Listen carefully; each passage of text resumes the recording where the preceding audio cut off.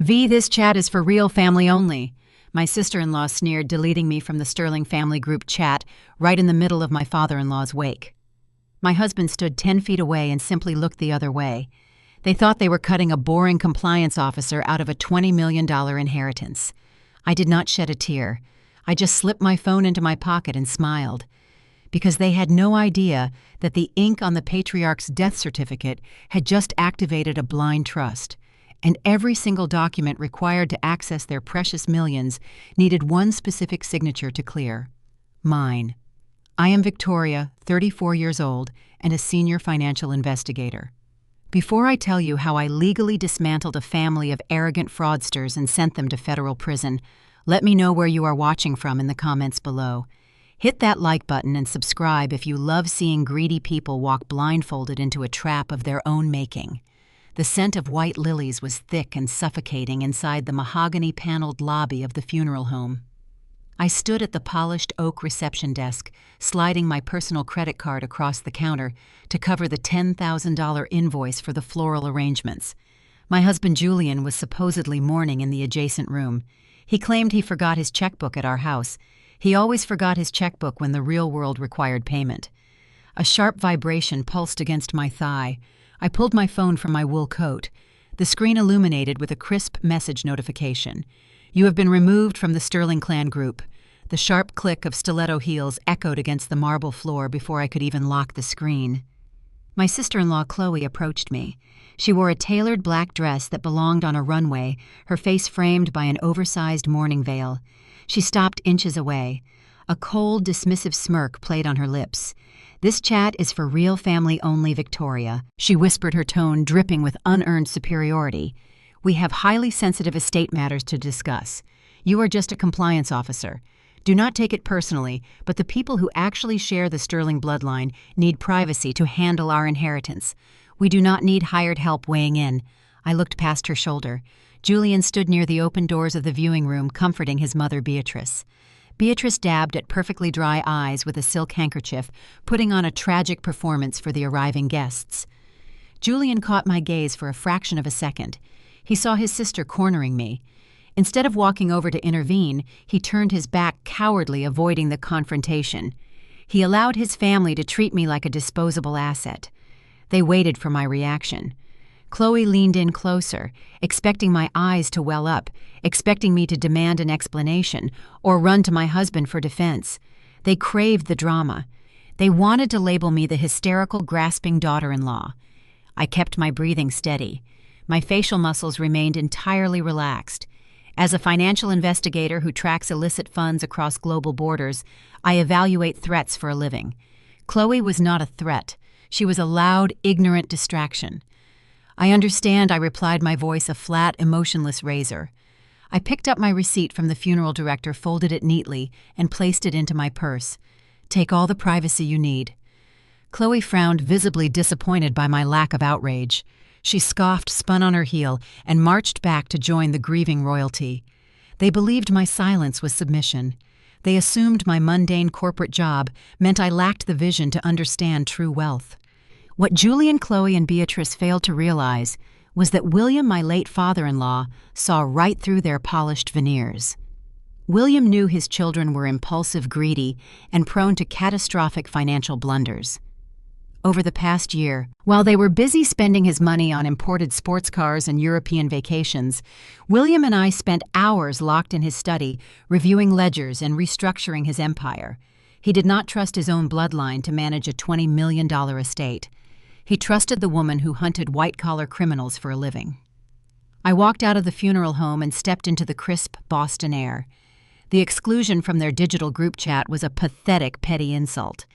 But the legal reality waiting for them at the lawyer office next week would be an execution. 3 days later, the air inside the downtown legal offices felt dense and suffocating. The Sterling family gathered around a sprawling mahogany table, practically vibrating with greedy anticipation. Beatrice sat at the head of the table, draped in dark cashmere, treating the estate reading like her own royal coronation. She expected the keys to a kingdom. Julian paced near the floor-to-ceiling windows. He checked his phone every few seconds, projecting the impatient energy of a man ready to claim his rightful throne. Across the table sat Chloe and her husband Marcus. Marcus was an imposing African-American man who ran a high-profile exotic car dealership. He thrived on projecting an image of boundless wealth and unyielding authority. Today he leaned back in a plush leather chair, a smug grin resting on his face as he tapped a heavy platinum pen against a yellow legal pad. He was already doing the math. I could hear him whispering to Chloe about utilizing the incoming capital to expand his showroom and secure a new fleet of imported vehicles. They viewed the late billionaire legacy as their own personal piggy bank ready to be smashed open and emptied by sunset. I sat at the far end of the room, intentionally separated from their tight inner circle. I wore a simple gray suit, maintaining the quiet, unassuming posture they had come to expect from me over the past few years. They ignored me entirely. To them, I was just the compliance officer, the boring wife invited only because rigid legal protocols required my physical presence in the room. They had kicked me out of their digital world just 72 hours ago, believing I held zero value in the real world. The senior estate attorney, a rigid man named Thomas, walked into the room carrying a stack of thick blue folders. He did not offer any warm condolences or gentle pleasantries. He distributed the folders with mechanical efficiency, taking his seat at the center of the table. Beatrice immediately demanded they skip the tedious legal jargon and get straight to the asset distribution. She wanted the $20 million real estate empire divided and transferred before her scheduled lunch reservation. Thomas adjusted his glasses and opened the master file. He stated clearly that William Sterling did not leave his fortune in liquid cash to be divided at will. Instead, the entire $20 million portfolio of commercial and residential properties was locked inside an ironclad generation-skipping trust. Julian stopped pacing. He offered a confident nod, assuming he had naturally been named the sole executor of the trust. He stepped forward, reaching out a hand to take the primary document from the attorney. Thomas pulled the paper back, his expression turning entirely clinical. Julian and Chloe were indeed named as beneficiaries. They were entitled to the financial proceeds of the estate. However, Thomas continued, his voice echoing sharply against the glass walls. Neither Julian nor Chloe held a single ounce of administrative power. The smug smile melted off Marcus' face. He sat upright, his broad shoulders tensing as he processed the legal terminology. If Julian did not hold the power, then who controlled the distribution of the funds? Thomas turned his gaze directly toward my end of the table. William explicitly appointed his daughter-in-law Victoria as the primary co-trustee of the Sterling estate, the lawyer announced. The silence that followed was not just heavy, it was a crushing physical weight that descended upon the entire room. Beatrice stopped breathing. Chloe dropped her pen, the metal clattering loudly against the wood. Julian stared at the attorney, his eyes wide, struggling to comprehend the words that had just shattered his reality. Every single capital release Thomas elaborated, reading directly from the notarized will. Every property liquidation, every banking authorization, and every monthly disbursement requires the verified physical signature of Victoria. No funds can be moved, transferred, or leveraged without her explicit legal consent.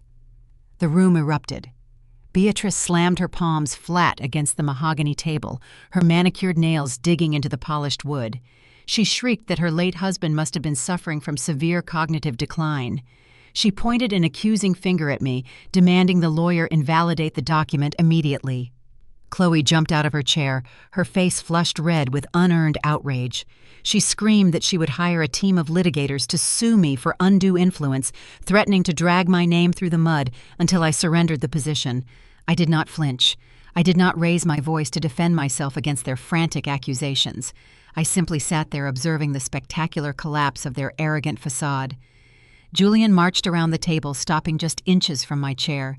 His face was pale, his jaw clenched tight. The polished, charming husband routine was gone, replaced by a desperate, commanding bully. "Victoria, you are going to sign a renunciation form right now." Julian ordered, his voice trembling with a potent mix of fear and anger. "You have no idea how to manage a commercial real estate portfolio. You are going to ruin this family. Step down and hand the authority over to me before you make a catastrophic mistake." I looked up at him, my expression a mask of pure ice. I reached forward and pulled the thick blue folder toward me. I flipped open the cover, my eyes scanning the flawless legal architecture William had built to protect his legacy from his own greedy children. I will not be signing a renunciation. Julian, I replied, my voice steady and razor-sharp. William entrusted me with this responsibility because he knew I track illicit funds for a living. He knew I would audit every single request for capital. He handed me the keys because he knew I would never allow this estate to be drained by impulsive, irresponsible decisions. Beatrice gasped, clutching her chest as if she had been struck. Chloe sank back into her chair, her mouth hanging open. The woman they had just kicked out of their digital group chat, the woman they deemed a disposable outsider, now held the ultimate veto power over their entire luxurious existence. They were trapped in a cage designed by the very patriarch they thought they could exploit. But as I swept my gaze across the furious faces of my in-laws, my professional instincts caught a glaring anomaly. My eyes locked onto Marcus. The commanding, powerful car dealer was not yelling. He was not threatening to sue. He was staring at the trust document with a look of sheer, unadulterated terror. A thick bead of sweat rolled down his temple. His chest heaved with rapid, shallow breaths. Julian, too, was displaying signs of an impending panic attack. He was gripping the back of a leather chair so tightly his knuckles were stark white. His eyes darted frantically toward Marcus, a silent, desperate exchange of pure dread passing between the two men. This was not the standard reaction of greedy heirs annoyed by a delayed inheritance. This was the raw, visceral panic of men staring down the barrel of a loaded gun. They did not just want the money to buy luxury goods. They desperately needed the cash to cover something immediate, something incredibly dangerous. I closed the blue folder, letting the silence stretch. They thought I was just an obstacle standing between them and their fortune. They had no idea that their frantic, terrified reactions had just given me the scent of a hidden financial crime. My role as an investigator had just begun, and the secrets buried in their ledgers were about to bring their world crashing down.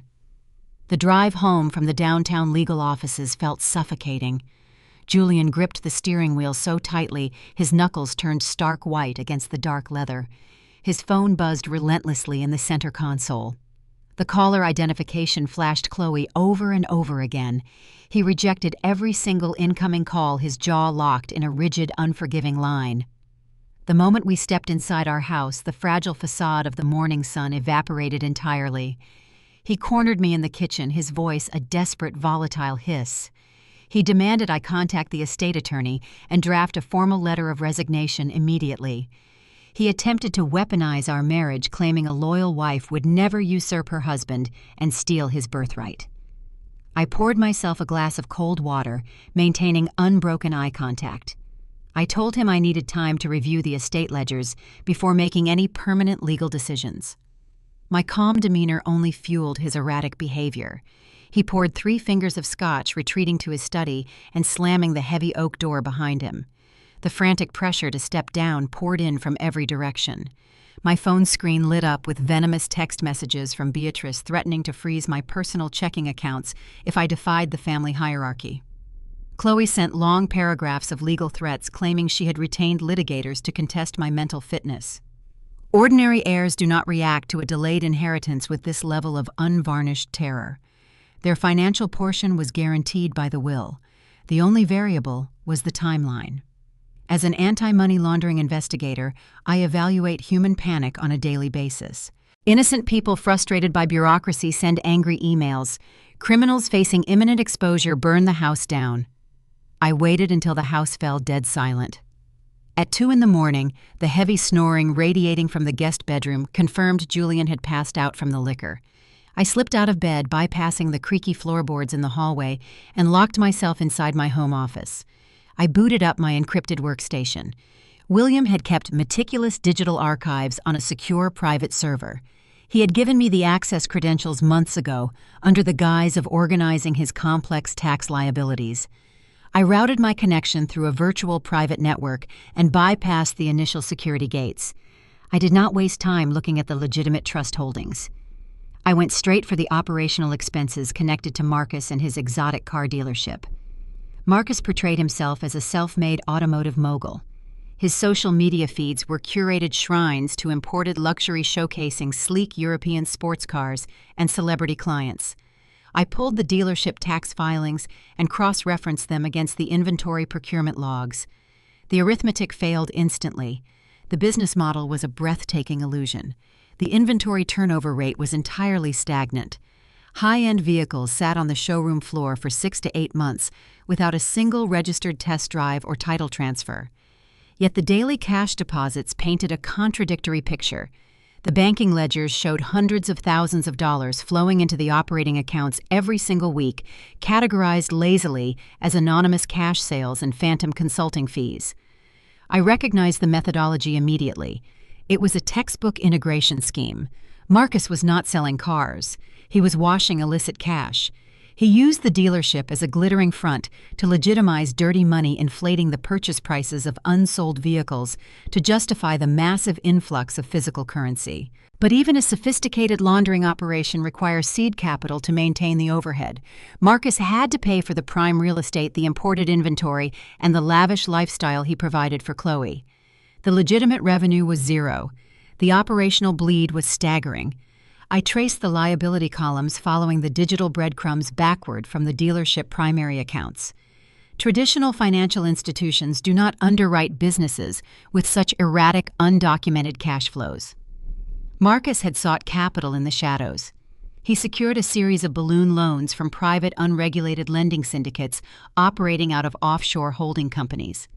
These were not standard commercial lenders. They were predatory shadow banks that charged exorbitant interest rates and required immediate, unquestioned repayment. The principal balance staring back at me was $4 million. I checked the loan origination terms. The maturity date was not a distant problem. The entire $4 million balance was due in exactly 5 days. If Marcus missed the deadline, these specific lenders would not file a civil lawsuit or send a polite collection notice. They would seize the dealership, liquidate the inventory, and likely send enforcers to collect the remaining deficit directly from his personal assets. This explained Chloe and her unhinged arrogance.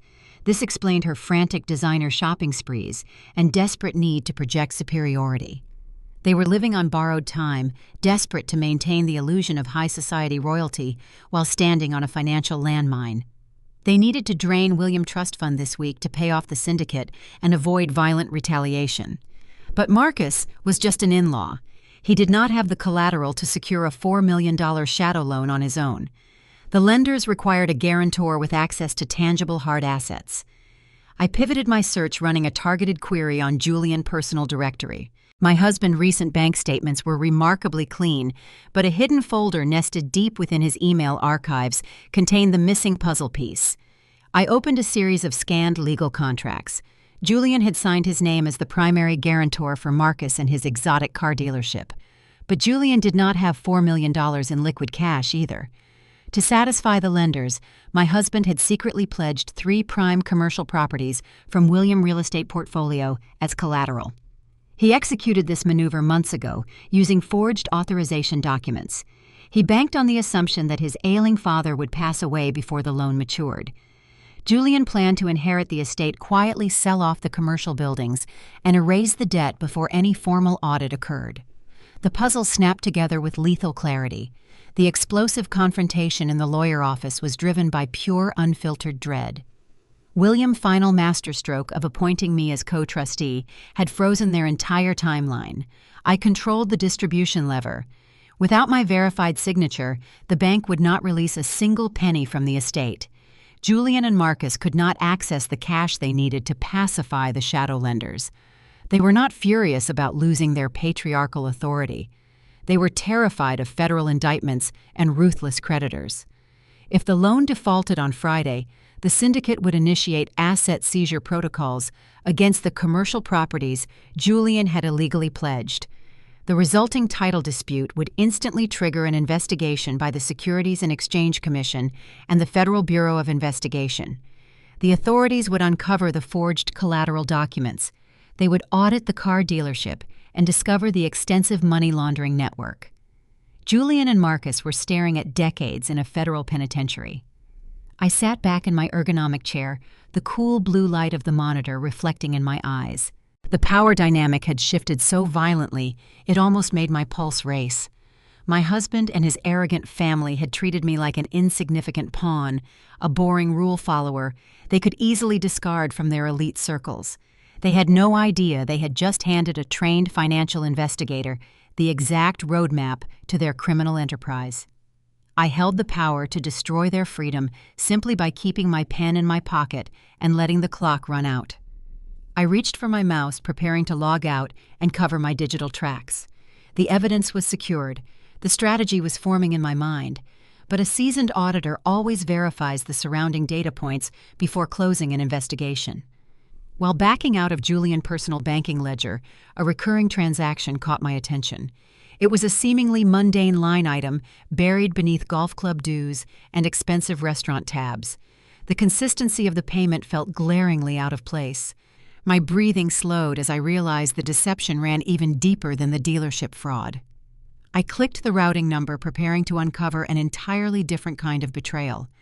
The persistent rhythmic hum of my computer tower was the only sound breaking the silence of my home office. I stared at the seemingly innocuous line item buried deep within Julian's personal banking ledger. The transaction was labeled under the vague catch-all category of corporate operating expenses.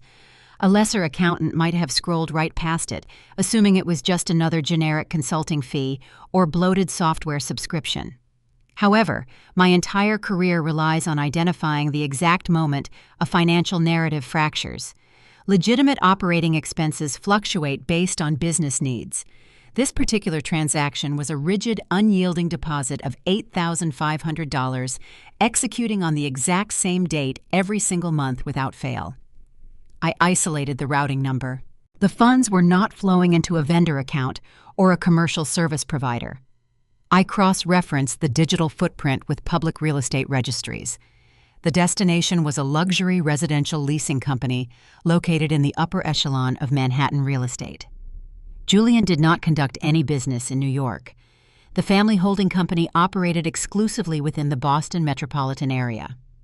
I ran a deeper inquiry into the specific leasing agency, utilizing a secure skip tracing software I kept for advanced fraud detection. The search results loaded instantly, pulling up the tenant registration for that specific high-end apartment. The name staring back at me from the glowing screen did not belong to a corporate associate or a regional manager. The apartment was leased to a woman named Sienna. I ran a quick background check on her identity. Sienna was 24 years old. Her social media profiles painted the picture of a carefree, aspiring lifestyle influencer, funding her expensive taste with no visible source of legitimate income. She posted daily photos from high-end restaurants, designer boutiques, and the sprawling balcony of a multi-million-dollar New York apartment, an apartment my husband was secretly financing. The realization struck me like a physical blow. The air in my home office suddenly felt incredibly thin. I navigated back to Julian's hidden credit card statements, my fingers flying across the keyboard to unlock the detailed purchase histories. I bypassed the standard business meals and travel expenses, searching for the raw data that connected him directly to Sienna. The ledger revealed a devastating timeline of systematic deception. For the past 18 months, Julian had utilized a secondary corporate platinum card to fund an entirely separate existence. I found charges for premium maternity wear purchased at exclusive boutiques in Soho. There were massive bills from a private concierge obstetrician located just blocks away from her apartment. I pulled up her public registry. Sienna was currently 5 months pregnant. My husband was not just harboring a secret mistress in a different state. He was actively financing a second family using the capital he siphoned from his father's estate. The betrayal was layered with a sickening level of premeditation. I opened a folder labeled Legal Drafts on Julian's hidden server. Inside, I found a pristine, finalized divorce petition bearing my name. He had not filed it yet. He was simply waiting for the perfect moment to drop the guillotine on our marriage. I read the terms of the petition. It was a masterpiece of financial cruelty. Julian claimed the Boston residence was a premarital asset belonging solely to his family trust. He requested a total denial of spousal support, citing my independent salary as a compliance officer. He intended to strip me of everything I had helped build, leaving me with nothing but the clothes in my closet and the car in the driveway. The timeline of his impending betrayal aligned perfectly with the crisis caused by William's will. Julian planned to force my signature on the renunciation forms, securing his total control over the $20 million estate. Once he possessed the unmitigated authority to liquidate the trust, he intended to execute two critical maneuvers. First, he would funnel cash to Marcus to satisfy the shadow lenders and cover up the forged collateral documents. Second, he planned to withdraw a massive lump sum from the trust to purchase Sienna's luxury apartment outright in cash. He was going to use his father's money to secure a fortress for his pregnant mistress, and then he was going to hand me a divorce decree and throw me out into the street. A profound, suffocating grief threatened to rise in my chest. The man I had shared my life with for 7 years viewed me as nothing more than a temporary inconvenience, a disposable placeholder, until he could secure his fortune and his new heir. The urge to storm upstairs, drag him out of the guest bed, and scream until my voice went hoarse was overwhelming. I wanted to hurl the printed bank statements in his face and watch his arrogant facade crumble. But screaming provides only temporary satisfaction. It offers the adversary an immediate tactical advantage. If I confronted Julian right now, he would panic. He would instantly lock down the servers, hire aggressive defense attorneys using corporate funds, and initiate a brutal war of attrition to freeze my assets and drain my resources. He would paint me as a hysterical, unstable wife grasping at straws. I forced myself to inhale slowly, letting the cold, sterile logic of my profession override the visceral pain of betrayal. Tears do not win federal investigations. Data wins. I looked at the glowing screens, assessing the magnitude of the conspiracy laid out before me. I was not just dealing with a cheating husband and a greedy sister-in-law. The Sterling family was operating a sophisticated criminal syndicate. They were engaging in massive wire fraud, corporate embezzlement, money laundering, and the forgery of commercial real estate documents. Under the Racketeer Influenced and Corrupt Organizations Act, the federal government treats coordinated financial crimes executed by a family unit as an organized criminal enterprise. If the authorities seized these ledgers, Julian, Marcus, and Chloe would not just face bankruptcy. They would face decades in a federal penitentiary. I initiated a secure download transferring every single incriminating file, every forged document, and every wire transfer receipt onto an encrypted external hard drive. I created triple redundancies, routing the backup files to a secure cloud server beyond their digital reach. I meticulously scrubbed my access history from the internal network, erasing any trace of my midnight intrusion. I closed the applications and shut down the computer terminal. The physical pain of the betrayal had already crystallized into a lethal, unwavering resolve. Julian and his family demanded compliance. They wanted a naive, obedient wife who would blindly sign their legal documents and quietly accept her own destruction to protect their elite status. I stood up from my desk, feeling a chilling sense of purpose settle over my entire body. I would give them exactly the performance they demanded. I would play the role of the terrified, compliant daughter-in-law to absolute perfection. I would smile, apologize for the inconvenience, and wait for them to hand me the pen. But the trap I was preparing to spring required them to believe they had won the war. And to secure their absolute confidence, they needed to believe they had successfully forced me to my knees. 7 agonizing days passed in total silence. I maintained my daily routine, leaving for my corporate office at dawn and returning to a house heavy with unspoken hostility. I did not mention the encrypted files hidden safely in my possession. I did not mention Sienna, the impending divorce decree, or the forged collateral documents securing Marcus's shadow loans. I simply waited. In the financial sector, a week of frozen capital is an eternity. For a family living entirely on highly leveraged credit and the illusion of limitless wealth, a week without access to cash is a catastrophic emergency. William's estate attorney had officially notified the primary banking institutions of the newly established trust structure. Federal banking regulations mandate strict compliance when dual authorization is required on high-value accounts. Because I deliberately withheld my signature from the required release forms, the banks executed an automatic administrative hold. Every single account tied to the Sterling estate, including the corporate operational funds and the secondary accounts that fueled their lavish lifestyles, was officially frozen tight. The invisible digital vice began to crush their fabricated reality almost immediately. The first crack in their arrogant facade appeared on a Thursday afternoon. I was sitting at my desk reviewing a routine compliance report when my phone vibrated. It was not a text message. It was a fraud alert from a secondary credit card monitoring service I had attached to the family accounts years ago. The alert indicated a declined transaction at a high-end designer boutique located in the most exclusive shopping district in the city. Chloe had attempted to purchase a $12,000 handbag. Her premium platinum card was instantly denied. I pictured my sister-in-law standing at the polished glass counter, her face turning a furious shade of crimson as the sales associate politely returned the useless piece of plastic.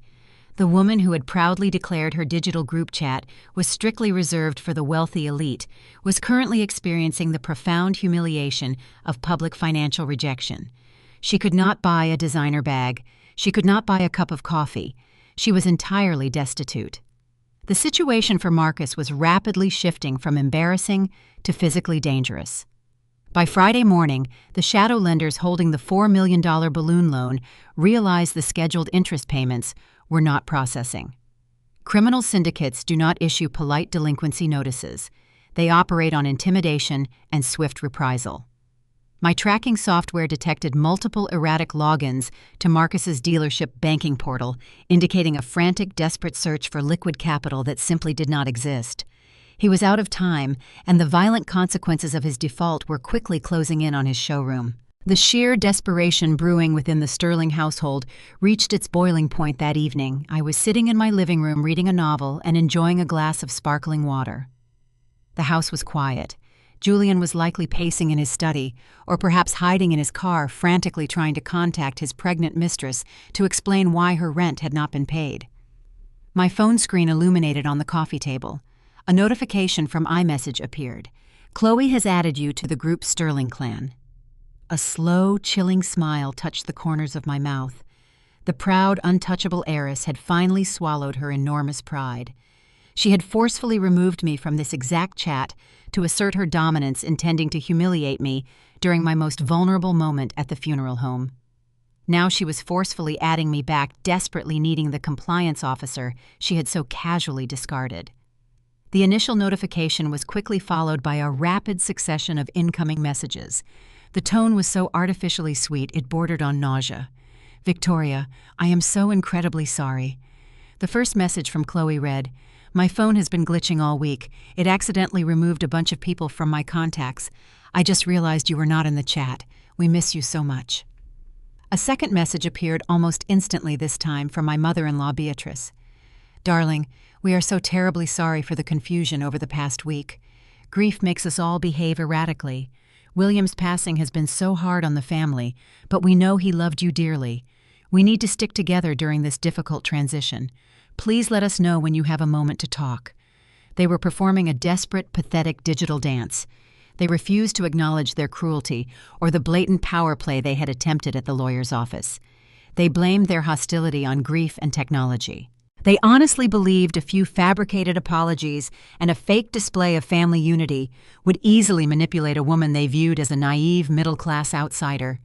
They thought my silence over the past week meant I was sulking, waiting for an invitation to return to their good graces. 30 minutes later, the front door of the house opened. Julian walked into the living room carrying a massive, expensive bouquet of white lilies. He looked exhausted, his designer suit wrinkled, and his hair slightly disheveled.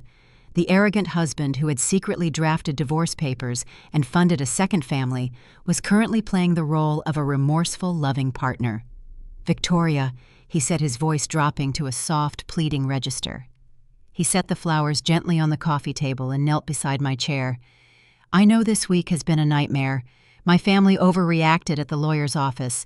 They were shocked and they took their fear out on you. It was unacceptable and I should have defended you immediately." He reached out, trying to take my hand. I kept my hands folded neatly in my lap, refusing the physical contact, but maintaining a soft, forgiving expression on my face. He desperately needed me to buy the performance. "We are facing a massive crisis," Victoria Julian continued, dropping the facade of wealth and leaning heavily into vulnerability. "The estate assets are completely locked down. The bank will not release the operational funds to cover the basic overhead for Marcus's dealership or my mother's property taxes. We are going to default on major commercial loans by Monday if we do not inject capital into the holding accounts. We need a $2 million disbursement immediately just to keep the family businesses afloat." He looked up at me, his eyes wide and pleading. "I am begging you, please sign the release authorization. If those loans default, it will destroy my father's legacy. It will ruin our family's reputation permanently. I know you are hurt, but please do not let his life's work collapse because my mother and sister were rude to you." I looked down at the man kneeling on my living room floor. He was actively lying to my face, using his dead father's legacy to guilt me into funding a criminal enterprise. He needed the $2 million to pacify the shadow lenders, prevent the discovery of his forged real estate collateral, and secure the luxury apartment for his pregnant mistress. He was literally begging his wife to finance her own replacement. The absolute depravity of his manipulation was breathtaking. They had tried to crush me with arrogance, and when that failed, they tried to trap me with pity. I did not feel an ounce of sympathy. I felt the cold, hard certainty of a predator watching its prey step willingly into the center of the kill zone. I let the silence stretch for a long, agonizing moment. I wanted him to feel the crushing weight of his desperation. I wanted him to sweat. "I understand, Julian." I finally whispered, my voice gentle and entirely compliant. "I know tensions have been high. I never wanted to jeopardize the family businesses. I just needed some time to process everything." Julian let out a massive, shuddering breath. The relief washed over his face, erasing the frantic panic that had consumed him for a week. He genuinely believed his performance had worked. He thought his flowers and his fake apologies had successfully manipulated the boring accountant back into her proper submissive place. I picked up my phone from the coffee table. The family group chat was still open on the screen, displaying the pathetic apologies from Chloe and Beatrice. I tapped the keyboard, typing out my response with deliberate surgical precision. "I understand the urgency." I typed, sending the message to the entire group. "Have the lawyers prepare the necessary documents. I will meet you at the bank tomorrow morning. I will sign the release." I hit send and placed the phone face down on the table. Julian smiled a wide, triumphant expression that he quickly tried to mask with a look of deep gratitude. He thanked me profusely, promising that things would be different moving forward. He stood up and practically sprinted toward his study to call Marcus and deliver the good news. They thought they had won. They believed the crisis was averted and the money was secured. They had absolutely no idea that I had not agreed to save their empire. I had just agreed to light the match that would burn it to the ground. The morning sun cast long geometric shadows across the polished granite floors of the downtown financial district. Inside the private executive suite of the bank, the atmosphere felt thick, carrying the distinct frantic energy of oxygen-deprived lungs taking their first breath. The Sterling family had arrived 20 minutes before the doors officially opened to the public. They circled the oval conference table like starved predators, waiting for a handler to drop a piece of raw meat into their enclosure. I sat in the center leather chair, resting my hands neatly on my lap. Marcus stood near the frosted glass wall. The imposing African-American car dealer usually commanded every room he entered, projecting unwavering dominance. Today, a fine sheen of sweat coated his forehead. He checked his phone every few seconds, his broad shoulders pulled tight. The shadow lenders were undoubtedly texting him, counting down the hours until his $4 million loan matured. Beside him, Chloe chewed anxiously on her lower lip, her posture rigid, entirely stripped of the haughty superiority she displayed at the funeral home. Beatrice occupied the seat directly across from me. She wore a tailored charcoal blazer, her hands folded tightly over her designer purse. Her eyes remained locked on the heavy oak door leading to the branch manager's private office. She needed this capital injection to maintain her illusion of generational royalty. Julian hovered right behind my right shoulder. He played the part of the devoted, supportive husband, resting a warm hand on my back. Just yesterday, I had uncovered his hidden apartment lease in New York, the prenatal bills for his pregnant mistress, and the finalized divorce petition waiting on his hard drive. Feeling his fingers press against my spine required a level of physical restraint that made my pulse pound in my ears. I offered him a soft, reassuring smile, playing the obedient wife who had finally recognized her proper place in the family hierarchy. The heavy oak door clicked open. The branch manager, a meticulous man with silver hair and a crisp suit, stepped into the suite. He carried a single thick red folder. He walked to the head of the table and placed the documents directly in front of me. "These are the finalized disbursement authorizations," Mrs. Sterling, the manager, stated, smoothing his tie. "The paperwork initiates a targeted transfer of $2 million from the primary trust holding into the specified commercial operating account.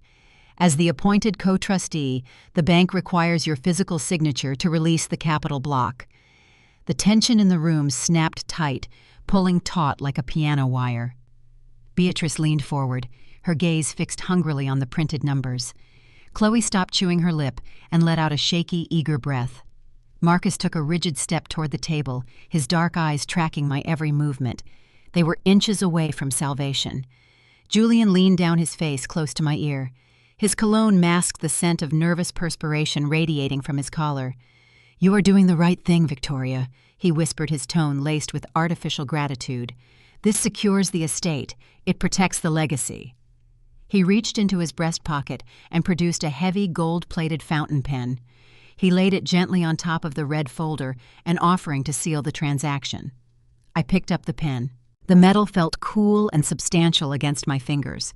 I looked down at the transaction ledger. The routing numbers pointed directly to a commercial entity registered under Marcus's dealership. They believed this signature would instantly flush the holding accounts with liquid cash, pacifying the criminal syndicate, threatening their lives, and granting Julian the freedom to purchase a luxury apartment for a 24-year-old girl. They assumed my professional background as an anti-money laundering investigator was just a fancy title for a glorified corporate clerk. They assumed I only knew how to read spreadsheets. They did not understand that people in my profession are trained to build digital traps that snare financial predators long before they ever realize they are being hunted. Late last night, while Julian was sleeping soundly down the hall, I did not just browse his hidden servers. I utilized a secure encrypted channel to contact my dedicated liaison at the Internal Revenue Service Criminal Investigation Division. Federal agencies do not ignore tips from certified investigators who carry documented proof of interstate wire fraud, forged commercial real estate collateral, and organized money laundering. I provided the federal agents with the exact routing numbers Marcus utilized for his dealership. I handed over the digital footprints of Julian forging his father's signature on the property deeds. The IRS CI agents recognized the severity of the racketeering enterprise immediately. We orchestrated a localized tactical maneuver known in the financial compliance sector as a honeypot.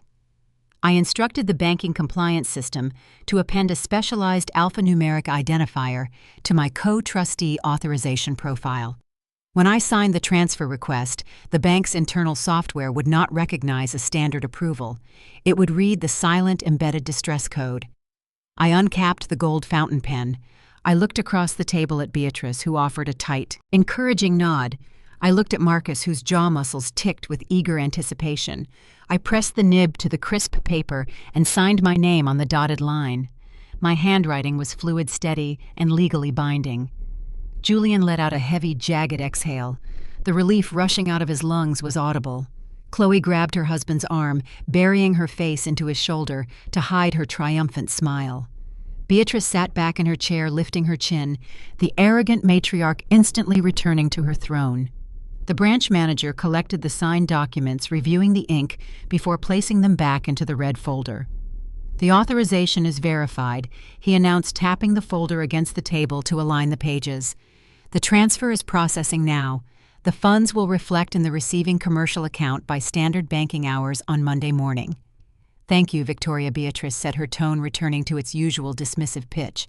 "I am glad we could put that unfortunate misunderstanding behind us and act like a proper family again." Julian squeezed my shoulder. "Let us head home," he suggested smoothly. They walked out of the executive suite, their postures radiating victorious arrogance. They held the physical confirmation receipt in their hands, treating it like a winning lottery ticket. They stepped out into the bustling Boston streets, fully believing they had secured their survival and successfully manipulated the naive outsider. They were entirely blind to the invisible digital architecture executing in the background. The moment the branch manager scanned my signature into the banking terminal, the Honeypot protocol engaged. The system did not initiate a wire transfer to the exotic car dealership.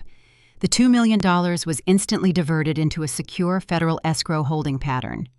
Simultaneously, the transaction generated an automated suspicious activity report. This was not a standard low-level banking flag that takes weeks to process.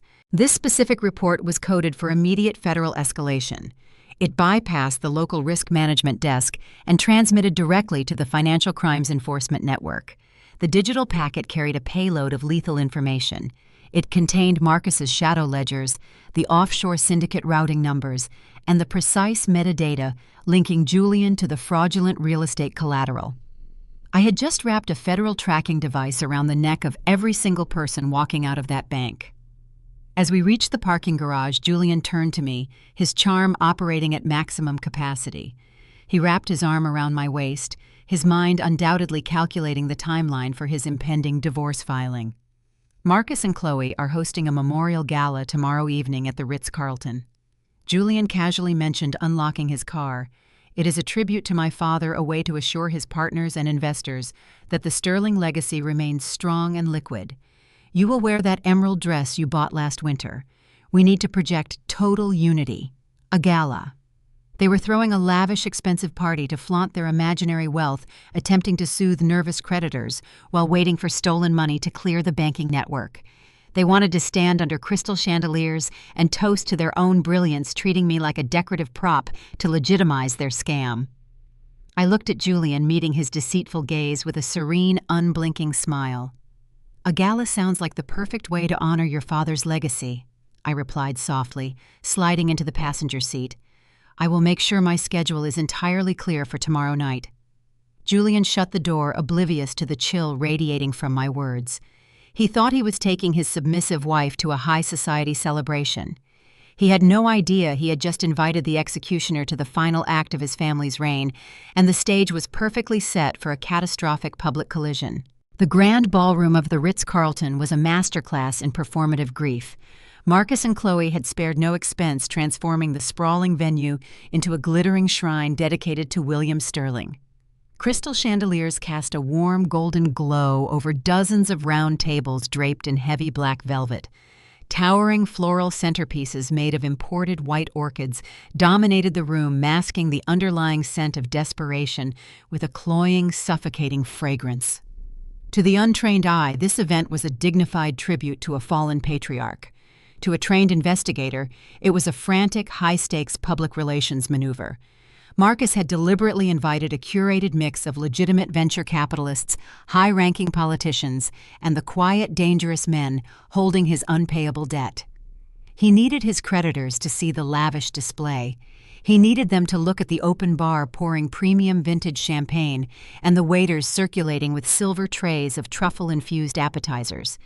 He was selling them an illusion of liquidity, buying himself the weekend by projecting an aura of untouchable generational wealth. I stood near the edge of the dance floor, my spine resting lightly against a cool marble pillar. I wore the emerald green gown Julian had requested, a quiet piece of armor that helped me blend into the background of their arrogant theater. I held a delicate crystal glass of sparkling water, observing the predatory ecosystem of the room. Marcus stood near the main entrance, his broad shoulders relaxed for the first time in a week. He held a snifter of amber liquor, laughing loudly at a joke told by a man wearing a sharp suit that failed to hide a distinctly threatening demeanor. Marcus clapped the man on the back, projecting the swagger of a mogul who had just secured his empire. He truly believed the $2 million was safely navigating the banking channels destined to hit his commercial account the second the financial institutions opened on Monday. Chloe glided through the crowd like royalty. She wore a backless designer gown that sparkled under the overhead lights, her wrists heavy with diamond bracelets she had likely purchased on credit hours before the event. She moved from group to group, accepting condolences with a practiced, sorrowful smile before effortlessly pivoting the conversation to her husband's booming automotive enterprise. They were celebrating a victory that did not exist. The crowd parted slightly as Beatrice made her approach. My mother-in-law wore a custom silk dress that moved like liquid mercury. Her silver hair was styled into an immaculate sweep, her neck adorned with a strand of South Sea pearls. She spotted me leaning against the pillar and altered her trajectory, eager to exert her dominance while she had a captive audience. She did not come alone. Beatrice was flanked by the wives of two prominent local judges, women she frequently used as an echo chamber for her own superiority. "Victoria, darling." Beatrice purred, stopping just inches from my personal space. Her voice was loud enough to ensure her companions heard every syllable. "I was just telling the ladies how relieved we are that you finally saw reason. Grief can make people act so irrationally, but you did the right thing yesterday at the bank. It takes a certain level of maturity to understand when you are simply out of your depth." The two women standing beside her offered tight, sympathetic smiles, looking at me as if I were a slow child who had finally managed to complete a basic chore. "It is vital to know your place in a family structure." Beatrice continued, reaching out to pat my arm with a cold, manicured hand. "William meant well by giving you a title, but managing a legacy requires a specific pedigree. We are just glad you decided to be compliant before things had to get unpleasant." I did not pull my arm away. I met her condescending gaze with a placid, unbothered expression. "I am always happy to facilitate the exact outcome this family deserves." "Beatrice," I replied, my tone even and pleasant. "The paperwork is processing exactly as it should." Beatrice smirked, taking a sip of her champagne. She turned back to her friends, dismissing me entirely. "See," she told them, waving a hand in my direction. "Sometimes people just need a firm hand to guide them back onto the right path." They drifted away toward the ice sculpture, their laughter trailing behind them. They thought I was a defeated pawn, a boring compliance officer they had successfully bullied into submission. They viewed my calmness as resignation. They did not understand that I was looking at them the way a mortician looks at a body on a slab. A few moments later, Julian emerged from the dense crowd. He carried 2 fresh flutes of champagne, his face flushed with a mixture of expensive alcohol and immense self-satisfaction. He navigated the ballroom with the effortless grace of a man who believed the world was engineered specifically for his benefit. He stopped in front of me, offering one of the crystal flutes. I took it, holding it by the delicate stem, but brought it nowhere near my lips. "You look beautiful tonight, Victoria," Julian said, his voice dropping into a low, intimate register that used to make my heart race. Tonight, the sound only made my stomach turn. He stepped closer, invading my space, projecting the image of a devoted husband for anyone who might be watching. He raised his glass, tapping it gently against mine. The crisp chime rang out over the soft jazz playing in the background. "To fresh starts," he murmured, holding my gaze. "To fresh starts," I echoed, my voice steady. Julian took a long sip, his eyes scanning the room with profound greed. He leaned in, his breath warm against my ear. "You know, once the banking dust settles on Monday morning, we need to have a serious conversation about our future. We have been stagnant for a while. It is time for a major transition. I am looking at securing a new property in the city. Something more suited to the next chapter of my life." The sheer brazen cruelty of his words was breathtaking. He was standing in a room paid for by stolen funds, drinking champagne, and openly hinting at the divorce he planned to initiate the very second he gained control of the trust. He was talking about the luxury apartment he intended to purchase for Sienna, his pregnant 24-year-old mistress, using the money he thought I had just unlocked for him. He wanted to discard me with zero financial security, leaving me to face the fallout of his ruined marriage alone. I felt my phone vibrate softly inside my evening clutch. I did not need to look at the screen to know what it was. It was a notification from my tracking software, alerting me that Julian's secondary credit card had just been charged for an expensive prenatal massage service in New York. He was funding his secret life while staring me dead in the face and smiling. "That sounds like a very definitive plan, Julian," I replied, maintaining a flawless facade of polite interest. "A new property requires a clean break from old liabilities. I am sure Monday will bring a transition unlike anything you have ever experienced." He chuckled, entirely missing the lethal double meaning in my response. "I knew you would understand," he said, patting my hip before turning his attention back to the crowd. "Enjoy the party. I need to go mingle with the zoning commissioner." Julian walked away, his posture radiating invincibility. I watched him approach a group of politicians, shaking hands and weaving narratives built entirely on sand. I stood alone against the cold marble pillar, a silent observer in a room full of condemned prisoners. The air was thick with the scent of roasted duck, expensive perfumes, and staggering hubris. They were drinking, dancing, and celebrating their own brilliance. They thought they had successfully manipulated the system, outsmarted their creditors, and secured a golden future. I looked down at the untouched champagne in my hand. I set the glass down on a passing waiter's silver tray and picked up a fresh glass of mineral water. The digital bomb I had planted inside the banking network was ticking down, silently transmitting their forged documents and illicit routing numbers to federal servers. When the financial institutions opened their doors on Monday morning, the explosion would be catastrophic. But setting the trap was only the first phase of my operation. If the federal authorities raided the dealership and froze the holding accounts while I was still legally tethered to Julian, the blast radius might singe my own pristine record. I needed to build an impenetrable wall between my name and their incoming federal indictments. I checked the discreet silver watch on my wrist. It was 9:30. The Gala was reaching its peak, which meant the Sterling family was too intoxicated by their own vanity to notice my departure. I slipped away from the marble pillar, navigating the perimeter of the ballroom, sticking to the shadows, until I reached the heavy double doors leading to the lobby. I walked out into the cool, quiet hallway of the hotel, leaving the noise of their lavish arrogance behind me. I retrieved my coat from the cloakroom, hailed a car, and gave the driver an address located deep in the financial district. The real work was scheduled to begin at midnight behind the locked doors of an attorney who specialized in tearing corrupt empires apart. The black town car sliced through the slick, rain-washed streets of Boston, leaving the glowing facade of the Ritz-Carlton far behind. I watched the city lights blur into streaks of neon against the tinted glass, my mind shifting from the role of a passive, discarded wife to that of a tactical architect. The digital honeypot I activated at the bank was already transmitting the Sterling family's illicit financial architecture to federal authorities, but triggering an investigation was only the opening move. When the government seizes a racketeering enterprise, they freeze everything in the blast radius. Julian had actively forged my signature to collateralize Marcus's shadow loans.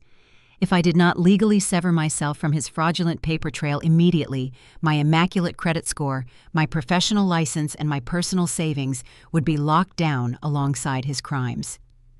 The car pulled up to a towering glass skyscraper in the heart of the financial district.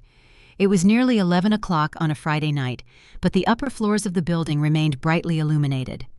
I bypassed the empty security desk in the lobby, scanning a pre-authorized digital pass to access the private executive elevators. The doors slid open on the 42nd floor, revealing a minimalist reception area composed entirely of brushed steel and dark slate. This was the domain of Diana Vance. Diana was not a standard family court attorney. She was a former federal prosecutor who had transitioned into private practice, specializing exclusively in aggressive corporate litigation, asset recovery, and white-collar defense. She possessed a reputation for being ruthlessly efficient, possessing a cold, analytical mind that dismantled fraudulent empires with surgical precision. She was the apex predator of the legal world, and I needed her teeth. I walked down the quiet corridor and pushed open the heavy oak door to her corner office. Diana was sitting behind a massive glass desk, flanked by dual monitors displaying complex financial matrices.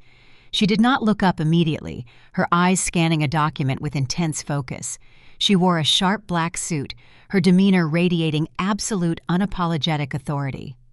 "You left the gala early," Diana noted, her voice crisp and entirely devoid of pleasantries. She closed the file she was reading and gestured to the leather chair opposite her desk. I assume the bait was successfully deployed. The honeypot protocol triggered the moment the branch manager authenticated the digital authorization. I confirmed taking my seat and placing my leather briefcase onto the glass surface. The $2 million is currently diverted into the federal escrow holding pattern. The suspicious activity report bypassed local review and transmitted directly to the Financial Crimes Enforcement Network. Marcus and Julian believe the funds will clear by Monday morning. Diana offered a sharp, approving nod. They are celebrating a deposit that does not exist. A beautiful, fatal miscalculation. But an impending federal freeze is not why you are sitting in my office at midnight Victoria. We need to construct the firewall before the Department of Justice starts issuing subpoenas. I opened my briefcase and extracted a thick, heavily encrypted flash drive, placing it deliberately on her desk. Inside this drive is the complete unredacted shadow ledger I extracted from Julian's private servers.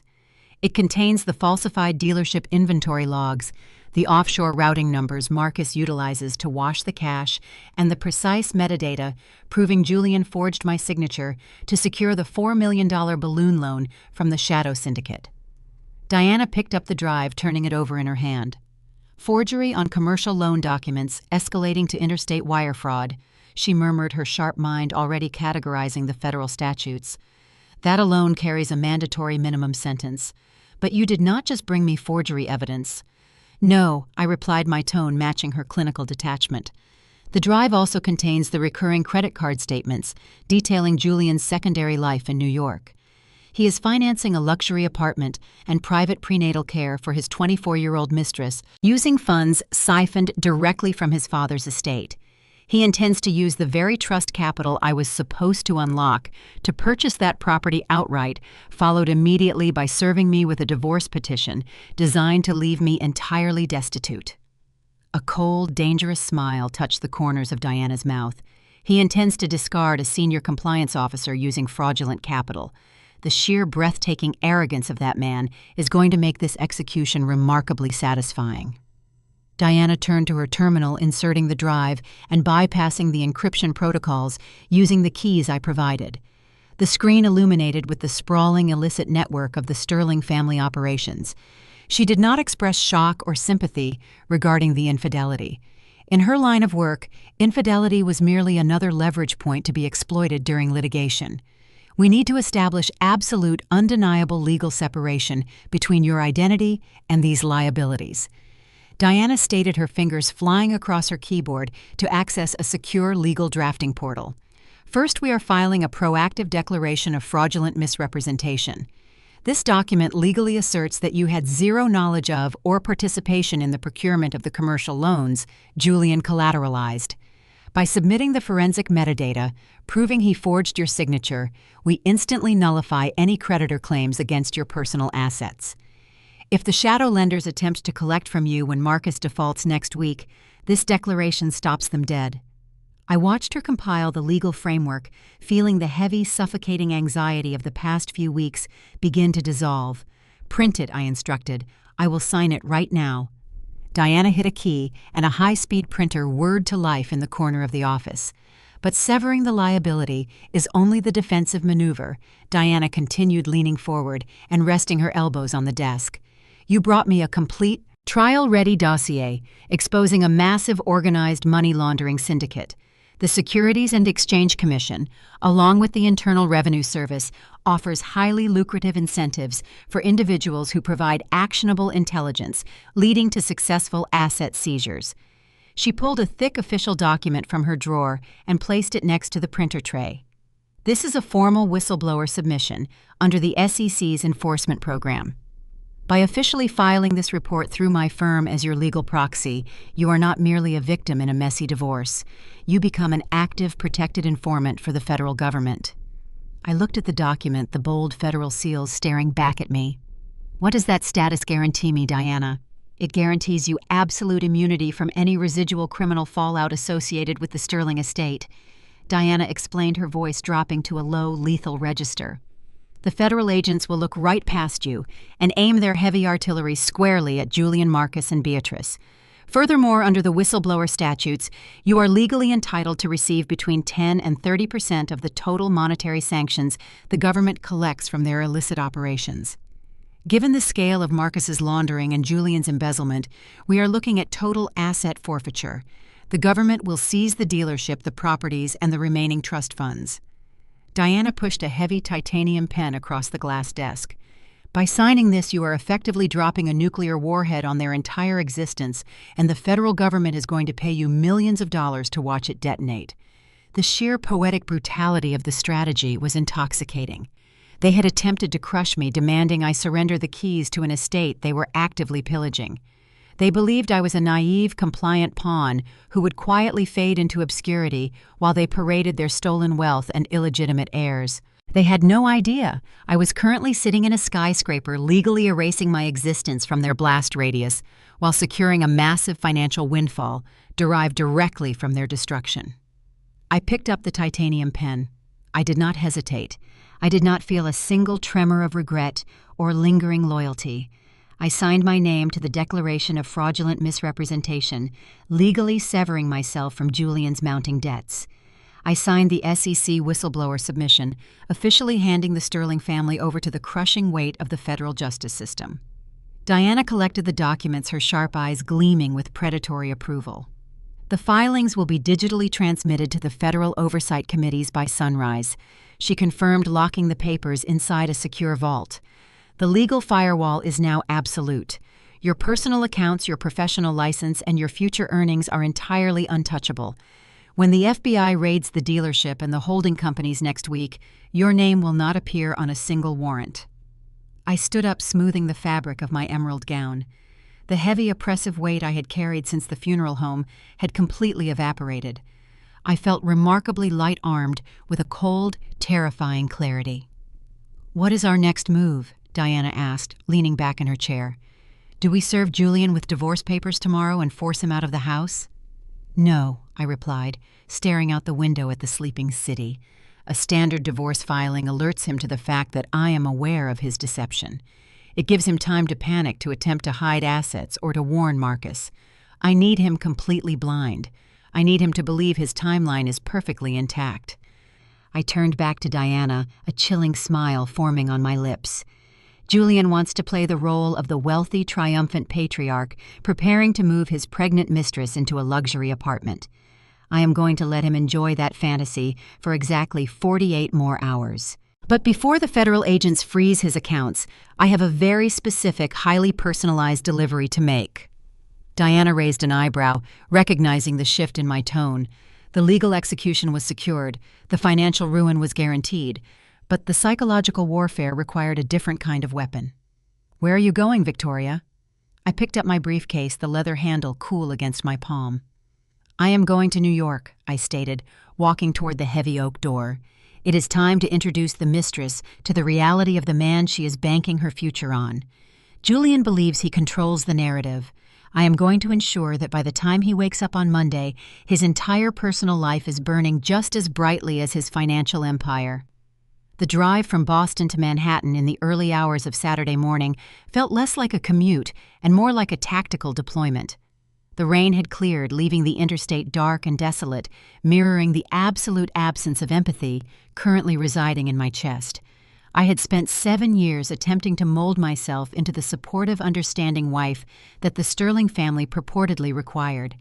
I had overlooked Julian's late nights, his sudden unexplained business trips, and his mother's relentless elitist critiques.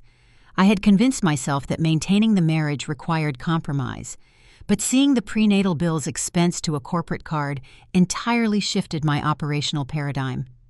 Julian was not just a negligent husband. He was a cowardly fraud who intended to discard me the moment he secured his illicit fortune.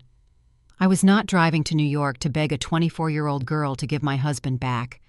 I was driving there to burn her perceived reality to ash and watch the smoke signal my impending victory. Before leaving Boston, I executed a crucial administrative maneuver. As the legally verified co-trustee of the Sterling estate, my digital authority superseded Julian's standard banking access. I logged into the primary wealth management portal and targeted the specific platinum credit card linked directly to the New York apartment lease. I did not simply report it as lost. I flagged the account for severe internal fraud, initiating an immediate irrevocable freeze. No transactions could be processed. No recurring payments would clear.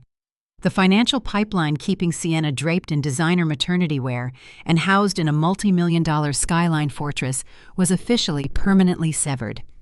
I arrived at the luxury high-rise in Tribeca just after 9 in the morning. The building was an imposing monument to extreme wealth, featuring a grand modernist lobby guarded by impeccably dressed concierges. I parked my unassuming sedan down the block and walked through the heavy rotating glass doors. The air inside smelled of expensive citrus and polished marble. My timing, guided by the precise data pulled from Julian's intercepted emails, was flawless. Today was the first of the month. The exorbitant monthly lease payment for the penthouse was scheduled for automatic deduction at 8 in the morning. Since I had killed the credit card at dawn, I knew the transaction had violently failed. I did not have to search for Sienna or attempt to bypass the strict building security. As I approached the expansive reception desk, a loud, shrill voice echoed across the quiet lobby, entirely shattering the dignified atmosphere. "You need to run the card again," the voice shrieked, laced with an ugly, panicked entitlement. "I told you my fiancé is transferring funds from his trust account today. The system is just glitching. You cannot threaten to lock me out over a simple banking error." I stepped behind a wide marble pillar, observing the chaotic scene. Sienna stood at the concierge desk, clutching a small, heavily branded designer handbag. She wore a tight cashmere sweater dress that prominently displayed her 5-month pregnancy, an undeniable physical manifestation of Julian's profound betrayal. Her perfectly styled hair was slightly disheveled, and her face, usually plastered across social media with flawless filters, was currently flushed with unvarnished terror. The head concierge, a man trained to handle demanding wealthy tenants, maintained a rigid, uncompromising posture. "I apologize, Ms. Vance," the concierge stated, his tone devoid of any genuine sympathy. But the primary card on file returned a severe fraud alert. The issuing bank has permanently locked the account. Furthermore, building management policy dictates that if a lease payment fails and the secondary guarantor cannot be reached, keycard access is automatically suspended within 4 hours to prevent continued occupancy under default. "I cannot reach him."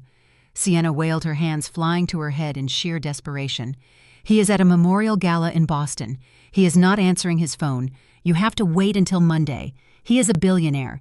He is buying this apartment outright next week." The sheer magnitude of her delusion was almost painful to witness. She genuinely believed she had successfully secured a wealthy titan who was going to elevate her into the stratosphere of high society. She thought she had outsmarted a boring middle-aged wife. She had absolutely no idea she was tethered to a sinking ship, and the captain had just been thrown overboard. I stepped out from behind the marble pillar, my heels clicking sharply against the polished floor. I did not rush. I walked with the slow, deliberate cadence of a woman who owned the entire room. The concierge noticed my approach and stood slightly straighter. Sienna, sensing the shift in the atmosphere, turned her head. Her tear-streaked eyes widened, scanning my tailored trench coat and the cold, unyielding expression on my face. She did not recognize me immediately. Julian likely never showed her pictures of the wife he intended to erase. "He is not a billionaire, Sienna," I stated, my voice echoing clearly across the lobby, cutting through her hysterical narrative. "And he is certainly not buying this apartment next week." Sienna blinked, taking a stumbling step backward. "Who are you?" she demanded, her voice trembling as she clutched her designer bag tighter against her chest. "How do you know my name?" I stopped a few feet away from her, radiating an icy, terrifying calm. I reached into my leather briefcase and withdrew a crisp, printed manila folder. "I am the boring compliance officer he planned to discard," I replied, watching the color rapidly drain from her flushed cheeks. "I am Victoria, Julian's wife, or more accurately, the co-trustee who just permanently froze the credit card, currently keeping you from sleeping on the sidewalk." Sienna gasped, her mouth falling open, as her brain desperately tried to process the catastrophic collision of her two realities. The confident, wealthy mistress persona evaporated instantly, replaced by a terrified, vulnerable girl, realizing she had been playing a very dangerous game with the wrong opponent. "You cannot be here," Sienna stammered, looking frantically toward the concierge for protection. "He told me you two were separated. He told me you were basically divorced and that he was just waiting for the estate to settle before he finalized the paperwork. He loves me. We are having a baby. He told you a highly curated fiction designed to keep you compliant while he attempted to steal his father's money." I corrected my tone, dropping to a lethal, razor-sharp whisper. "I did not come here to argue about love or fidelity, Sienna.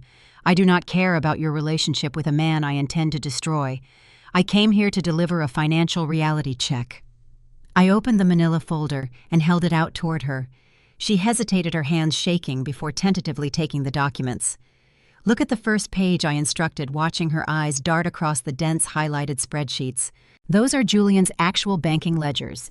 He is not a billionaire. The Sterling family is currently buried under millions of dollars in highly toxic, unpayable commercial debt. Julian does not have the capital to buy this apartment. He does not even possess the liquid cash to buy the designer handbag you are currently holding. Sienna stared at the numbers, her breathing growing rapid and shallow. "No," she whispered, shaking her head in frantic denial. "No, that is a lie. He showed me the trust fund accounts. He showed me the $20 million portfolio.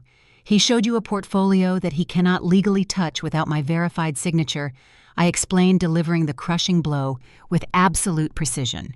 "And because he attempted to use forged real estate collateral to secure shadow loans for his brother-in-law's money laundering operation, the federal government is currently moving to seize that entire estate." Sienna dropped the folder. The papers scattered across the pristine marble floor. She pressed her hands against her pregnant stomach, her entire body trembling violently. The illusion of a glamorous, wealthy future shattered into a million irreparable pieces right in front of my eyes. The Internal Revenue Service and the FBI will be raiding his businesses on Monday morning. I continued, ensuring every word drove the nail deeper into the coffin. When they freeze his remaining assets, they will scrutinize every single transaction he made over the past 18 months. They will find the rent payments for this penthouse. They will find the maternity bills. They will look at you, Sienna, not as a naive girlfriend, but as a recipient of illicit laundered funds. "What am I supposed to do?" Sienna sobbed, the tears flowing freely, now ruining her expensive makeup. "I am pregnant. I have no job. I do not have anywhere to go. If the bank locks me out today, I am homeless. You cannot do this to me."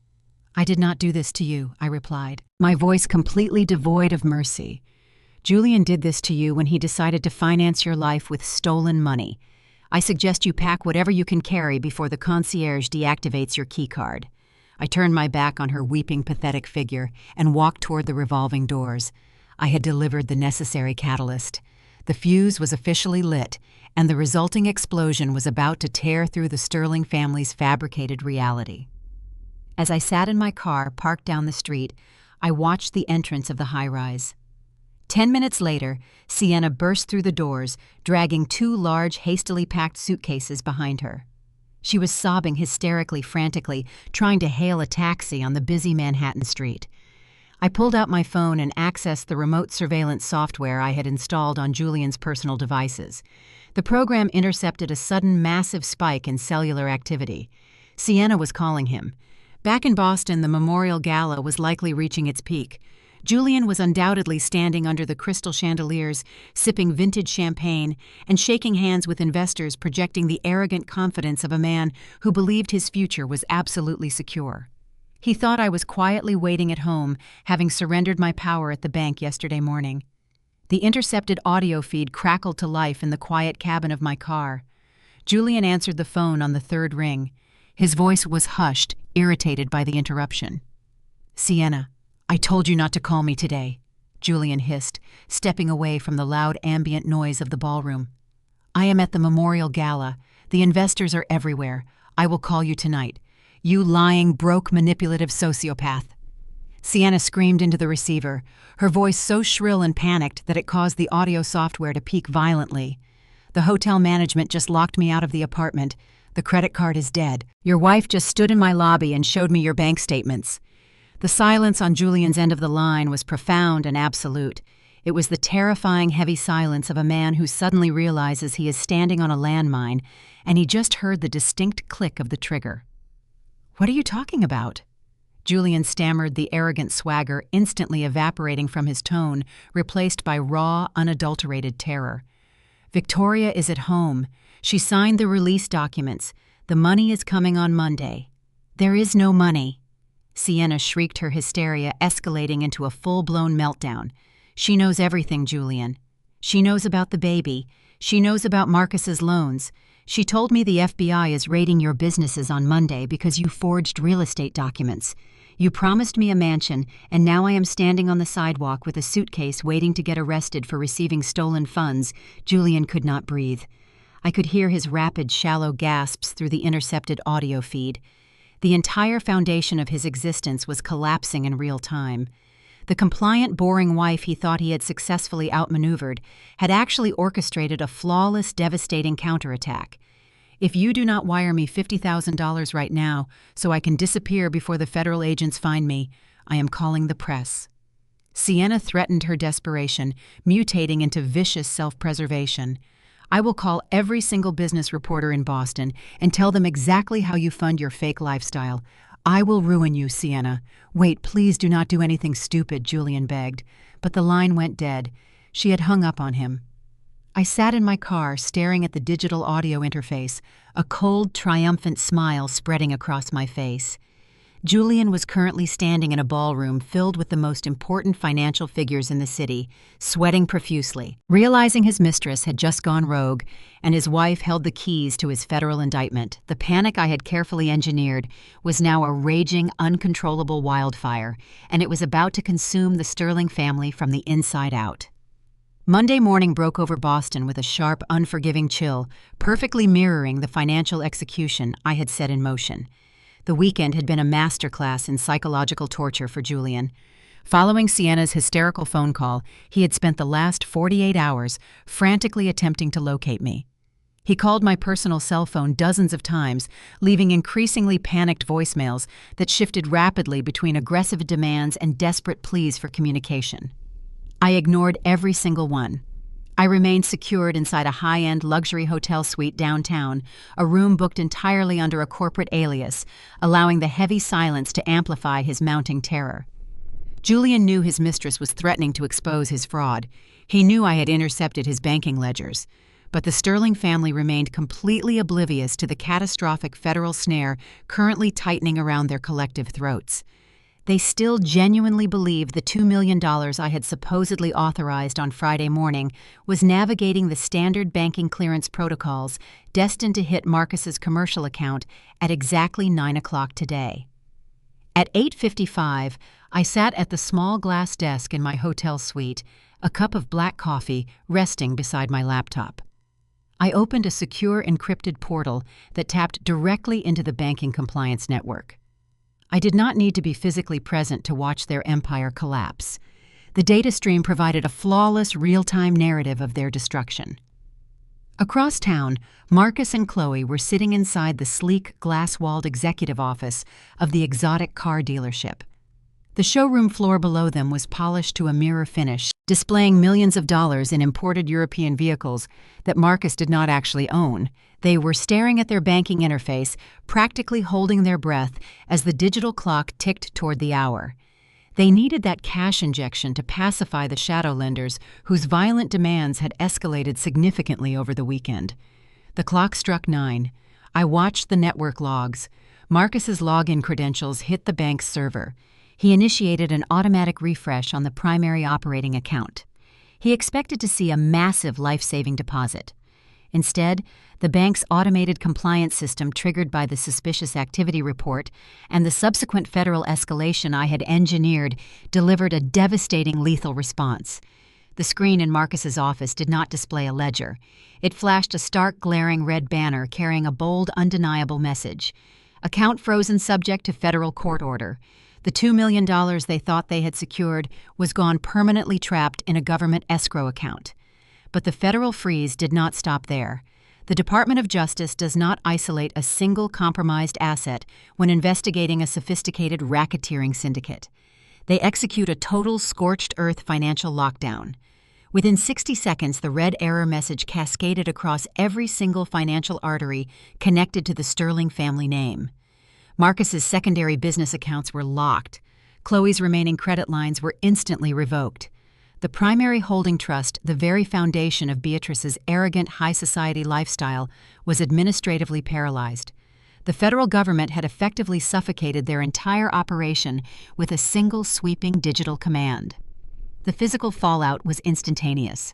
My secondary monitoring software intercepted a massive surge in telecommunications traffic originating from the dealership. Marcus was desperately dialing his banking liaisons, attempting to scream his way through the automated fraud prevention menus. His efforts were completely useless. No customer service representative possessed the clearance to override a federal seizure protocol. 10 minutes later, the true nightmare arrived. The shadow lenders, realizing the promised Monday morning payment had failed to materialize, did not send a polite follow-up email. They initiated their brutal collection protocols. I watched the intercepted security footage from the dealership's exterior cameras. 2 unmarked, heavily tinted SUVs rolled into the customer parking lot, blocking the primary exits. Several large, intimidating men stepped out of the vehicles, ignoring the reception desk and marching directly toward the executive offices. Marcus was officially out of time, out of money, and out of excuses. The panic inside that glass office must have been absolute, unadulterated chaos. My phone, resting quietly next to my coffee, suddenly vibrated violently against the glass desk. The caller identification flashed Chloe's name. She was calling me directly, bypassing her husband and Julian. She believed her aggressive bullying tactics could still force my compliance. I let it ring 3 times, savoring the frantic energy radiating through the digital connection before calmly swiping the green button. Victoria Chloe shrieked, her voice a shrill, hysterical pitch that completely shattered her carefully cultivated upper-class persona. "What did you do?" "The bank is saying the transfer failed. The accounts are locked.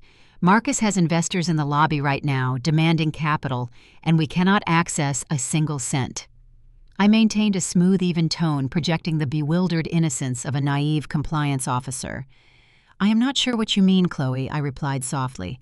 "I signed the authorization forms exactly as Julian instructed on Friday morning. The branch manager verified the documents. You screwed up the paperwork," she screamed, the sheer terror of the shadow lenders waiting outside her door eroding her sanity. "You deliberately filed the wrong routing numbers because you are a jealous, incompetent idiot. You need to get down to the bank right now and fix this. If we lose this dealership today, I swear to God I will sue you for gross negligence and destroy your pathetic career." Before I could even formulate a response, the line clicked loudly. Beatrice had merged into the call, her voice trembling with a potent mixture of fury and aristocratic disbelief. "Victoria, this is absolutely unacceptable," my mother-in-law barked, attempting to reassert her dominance. "I just tried to pay my country club membership dues, and the card was declined." Declined. Do you have any idea how humiliating that is? You are the co-trustee. You have a legal obligation to ensure this family maintains its liquidity. I demand you rectify this banking error immediately, or I will personally hire a team of litigators to strip you of your title and throw you out on the street. They were clinging desperately to their fabricated hierarchy, genuinely believing they could still command me with insults and legal threats. They thought the frozen accounts were a simple clerical error caused by my supposed incompetence. They had absolutely no concept of the federal avalanche preparing to bury them. I allowed a brief, deliberate pause, letting their frantic breathing echo through the speakerphone. I needed them to believe that their intimidation tactics were working. I needed them to think I was scrambling to appease their demands, ensuring they would all gather in one highly visible location tonight. "I understand you are both very stressed," I said, my voice carefully pitched to sound placating and slightly intimidated. "Banking compliance systems can be incredibly sensitive, especially when moving millions of dollars across commercial entities. Sometimes there are localized security glitches that require physical verification to clear the hold." "Fix it," Chloe demanded, her voice cracking. "Fix it right now. I cannot do it over the phone," I explained, laying the final piece of the trap. "The bank requires wet signatures to override a security freeze of this magnitude. But do not worry. I have already requested the necessary clearance documents. I will bring the entire portfolio to the estate reading gala tonight. We can step into a private room, review the ledgers together, and resolve the holds permanently." Beatrice let out a harsh, dismissive sigh, clearly disgusted that she had to wait until the evening. "See that you do, Victoria, and I strongly suggest you dress appropriately tonight. We have influential politicians and major investors attending this memorial. Do not embarrass us any further. I will handle everything tonight, Beatrice. I promise you this issue will be permanently resolved." I ended the call, setting the phone down. A cold, victorious smile spread across my face. They took the bait flawlessly. Driven by their insatiable greed and their blinding arrogance, they willingly agreed to consolidate themselves in a single, highly public venue. They firmly believed I was bringing them a financial lifeline, a set of documents that would magically unlock their stolen millions and save their crumbling empire. They did not know I was bringing a detonator. The grand memorial gala they had organized to flaunt their imaginary wealth was about to transform into the most spectacular, humiliating public execution in Boston's history. The trap was locked, the federal agents were briefed, and the stage was set for total annihilation. The crystal chandeliers of the Ritz-Carlton Grand Ballroom cast a brilliant, unforgiving light across a sea of tailored tuxedos and designer evening gowns. Beatrice had spared no expense, liquidating the final remnants of her accessible credit to ensure the William Sterling Memorial Gala projected an aura of invincible generational wealth. Waiters carrying silver trays of caviar and vintage champagne circulated among hundreds of Boston's elite prominent venture capitalists, influential state politicians, and the quiet, dangerous men who held Marcus's staggering debts. To the untrained eye, the Sterling family stood at the absolute pinnacle of high society, hosting a sophisticated tribute to their late patriarch while cementing their commercial legacy. To my trained eye, the event was a grotesque, desperate masquerade. The velvet drapes and orchestral music were merely expensive bandages wrapping a fatal hemorrhaging wound. I navigated the crowded perimeter of the ballroom, wearing a sleek, unadorned black sheath dress that intentionally lacked the flashy, heavily branded aesthetics Chloe and Beatrice favored. I held a leather portfolio tight against my side, projecting the image of a dutiful, subservient compliance officer arriving to execute her tedious clerical duties. The event coordinators, acting under strict orders from my mother-in-law, directed me past the prominent central tables reserved for major investors and local dignitaries. They escorted me to a small, poorly lit table tucked near the kitchen service entrance, explicitly designed to keep the embarrassing middle-class daughter-in-law hidden from the important guests. It was a petty, calculated insult meant to visually reinforce my insignificance. I sat down accepting a glass of mineral water and allowed a cool, detached satisfaction to wash over me. Their arrogance demanded a public audience for their perceived triumph. They wanted their wealthy peers to witness the seamless transition of the Sterling Empire. They were voluntarily providing the exact audience I needed to witness their total destruction. Before the first course could be served, a heavy hand clamped down on my shoulder. Julian stood behind me, his grip bruisingly tight. His face was flushed, carrying the distinct scent of expensive scotch and raw, unadulterated panic. The charming, polished husband routine had completely disintegrated, exposing the frantic, cornered fraudster underneath. "Bring the portfolio." Julian commanded, his voice a harsh, serrated whisper that cut through the ambient noise of the ballroom. "We are handling this right now. Do not speak to anyone. Just follow me." I did not protest. I stood up, smoothing my skirt, and followed him away from the bustling dining floor. He led me down a quiet, carpeted corridor and shoved open the heavy oak door of a private VIP antechamber reserved for the family. The room was opulent, featuring dark leather furniture and mahogany paneling, but the atmosphere inside was utterly toxic. Marcus paced the length of the room like a caged animal, furiously typing on his encrypted smartphone. His jaw was clenched so tightly, a muscle ticked visibly beneath his skin.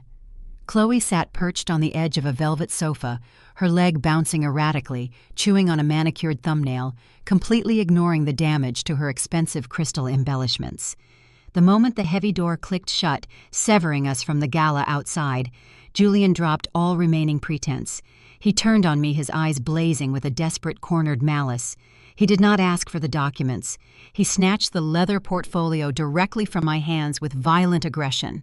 He threw the folder onto the central glass table, ripping it open to expose the thick stack of financial release forms I had supposedly brought to fix the banking error. But Julian was not finished. He reached into the inner pocket of his tuxedo jacket and withdrew a second, much thinner document, slamming it down right next to the banking authorizations. I recognized the formatting instantly. It was the finalized divorce petition I had discovered, hidden on his private server days ago. "The game is over." Victoria Julian snarled, his chest heaving, as he leaned over the glass table. "You screwed up the transfer protocol this morning and nearly cost this family everything. You are a liability. I am done pretending you have any value beyond your signature." He pointed a shaking finger at the release forms and then at the divorce papers. "You are going to sign the corrected disbursement authorizations right now to unfreeze the accounts. Then you are going to sign this divorce decree, waiving all claims to alimony and surrendering your rights to the marital home. You have exactly 24 hours to pack your cheap clothes and vacate my property. If you refuse, I will personally ensure my lawyers drag you through a litigation process so grueling it will bankrupt you for the rest of your pathetic life." Chloe scoffed loudly from the sofa, crossing her arms. "Do not act shocked, Victoria. You never belonged in our circle. You were just a temporary placeholder. Julian has a real future planned, and it certainly does not involve funding your boring, mediocre existence. Sign the papers so Marcus can pay the vendors, and we can get back to our party." They stood there radiating toxic entitlement, firmly believing that fear and intimidation would compel my obedience. They expected me to weep to beg for a financial settlement, or to plead for my marriage. They thought the threat of homelessness would break my spirit and force me to authorize the $2 million transfer that would save them from their shadow lenders and fund Julian's new life with his pregnant 24-year-old mistress. I did not reach for the pen. I did not shed a single tear. I maintained perfect statuesque stillness, observing their frantic desperation with the clinical detachment of an auditor reviewing a bankrupt ledger. I slowly raised my left arm, subtly adjusting the sleeve of my dress to glance at my smartwatch.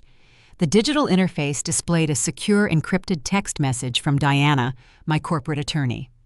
The message contained a single definitive word: perimeter secured. The tactical teams from the Federal Bureau of Investigation and the Internal Revenue Service Criminal Investigation Division were no longer staging blocks away.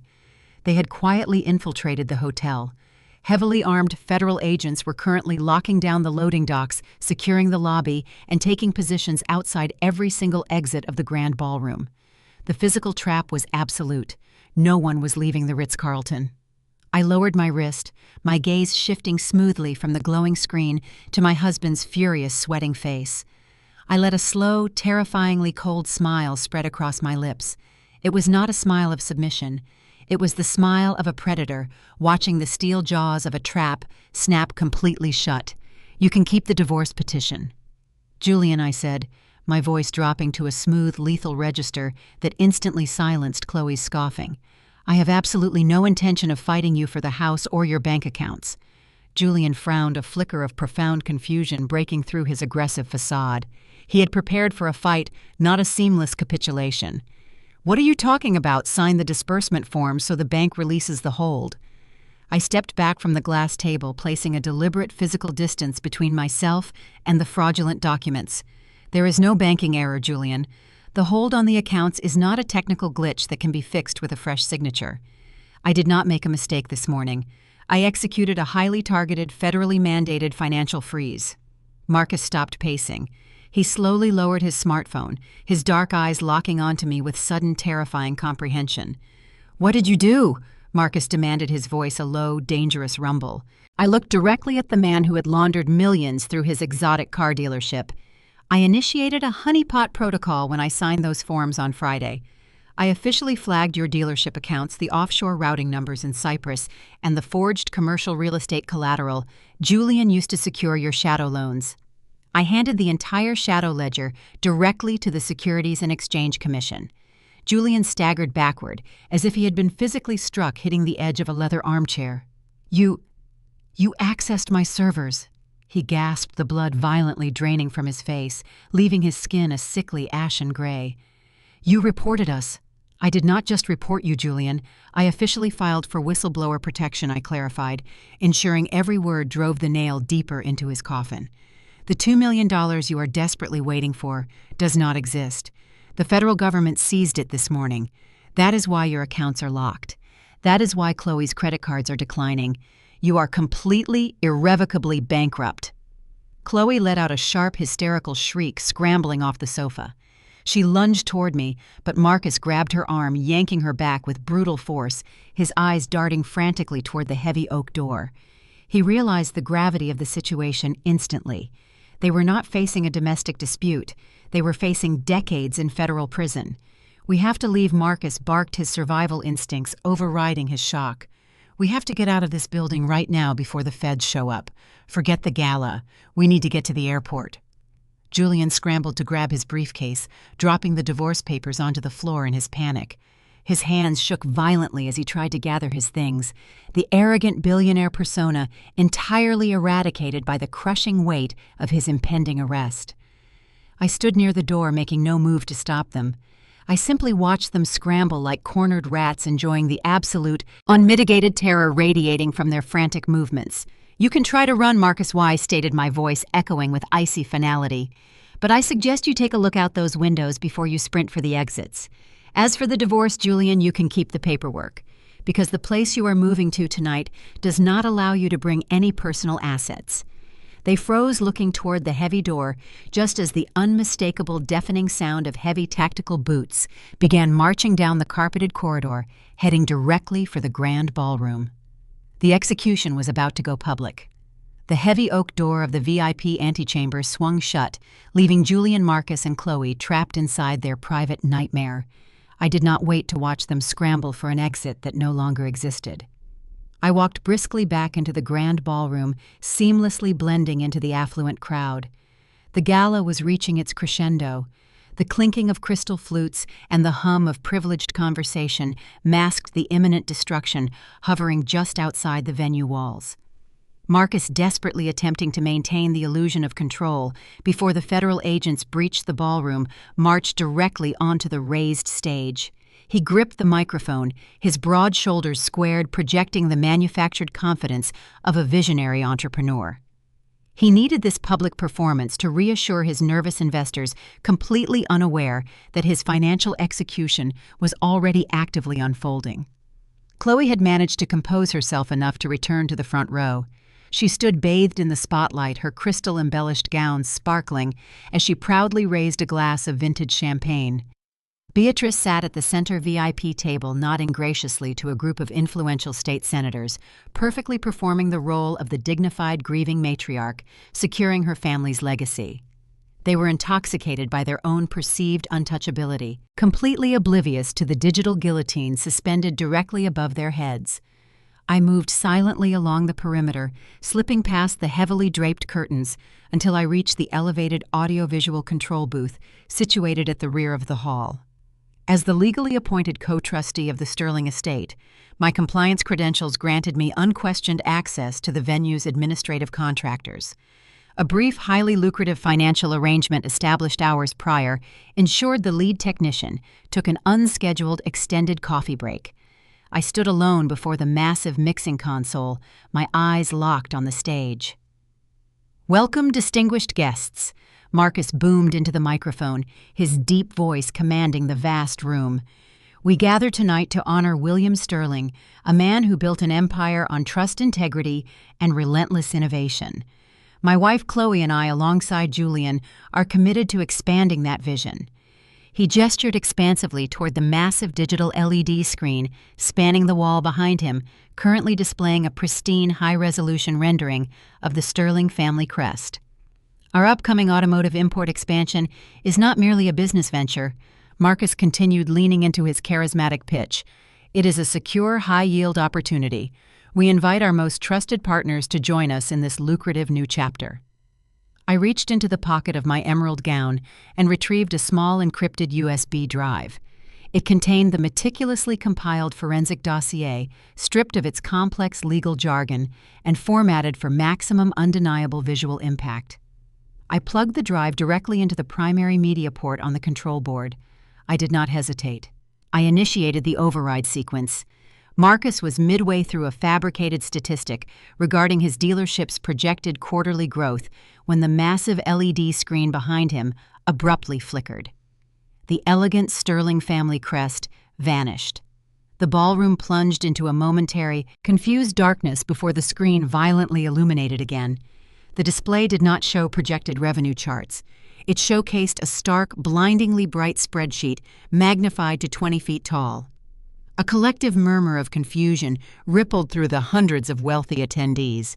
Marcus frowned, tapping the microphone, assuming a technical glitch had interrupted his presentation.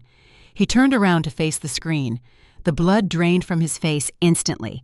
The spreadsheet clearly documented a series of massive six-figure wire transfers routed from the Sterling estate, holding accounts directly to a notorious offshore cryptocurrency wallet in Cyprus.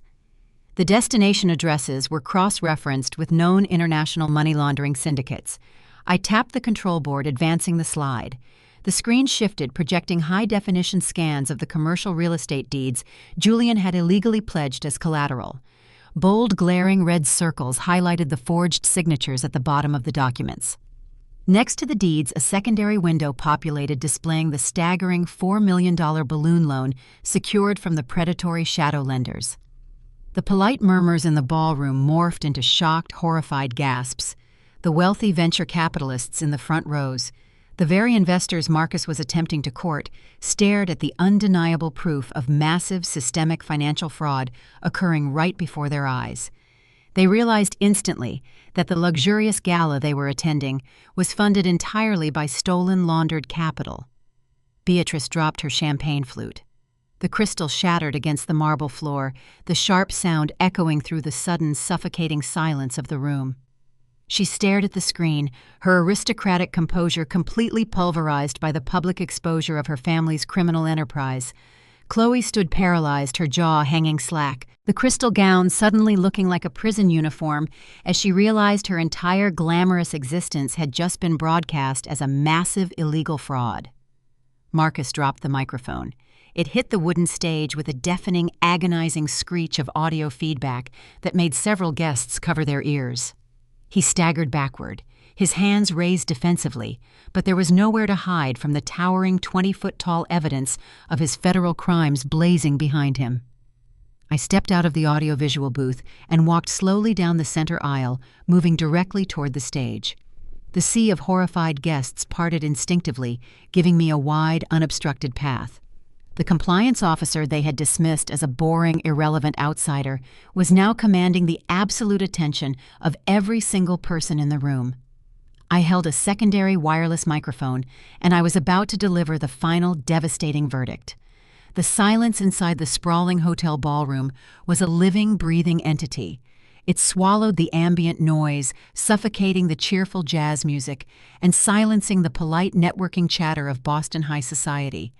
Hundreds of influential guests stood entirely paralyzed. Wealthy venture capitalists, seasoned politicians, and elite socialites stared upward at the towering digital screen. They were transfixed by the glaring red numbers, the undeniable bank routing codes, and the distinct paper trails proving their lucrative investments had been funneled straight into a criminal abyss. I climbed the 3 wooden steps to the raised platform, the silk fabric of my emerald gown gliding smoothly over the polished floorboards.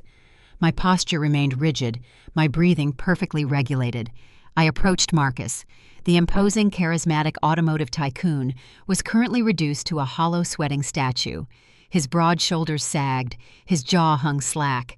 He stared at the crowd, his mind struggling to process the monumental catastrophe unfolding in real time. He held the wireless microphone loosely in his right hand, his knuckles drained of color. I did not ask for permission. I reached out and pulled the microphone directly from his trembling fingers. He offered zero resistance, stepping backward, as if my mere presence burned his skin. I turned to face the sea of horrified attendees.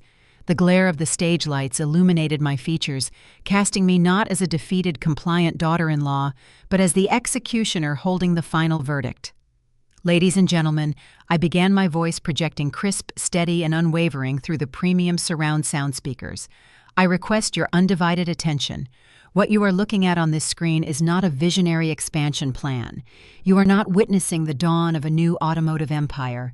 This is the definitive documented record of money laundering, credit fraud, and systemic tax evasion engineered by the Sterling family.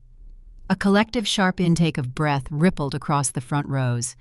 Several prominent investors exchanged terrified glances, their hands instinctively reaching for their smartphones to contact their private wealth managers.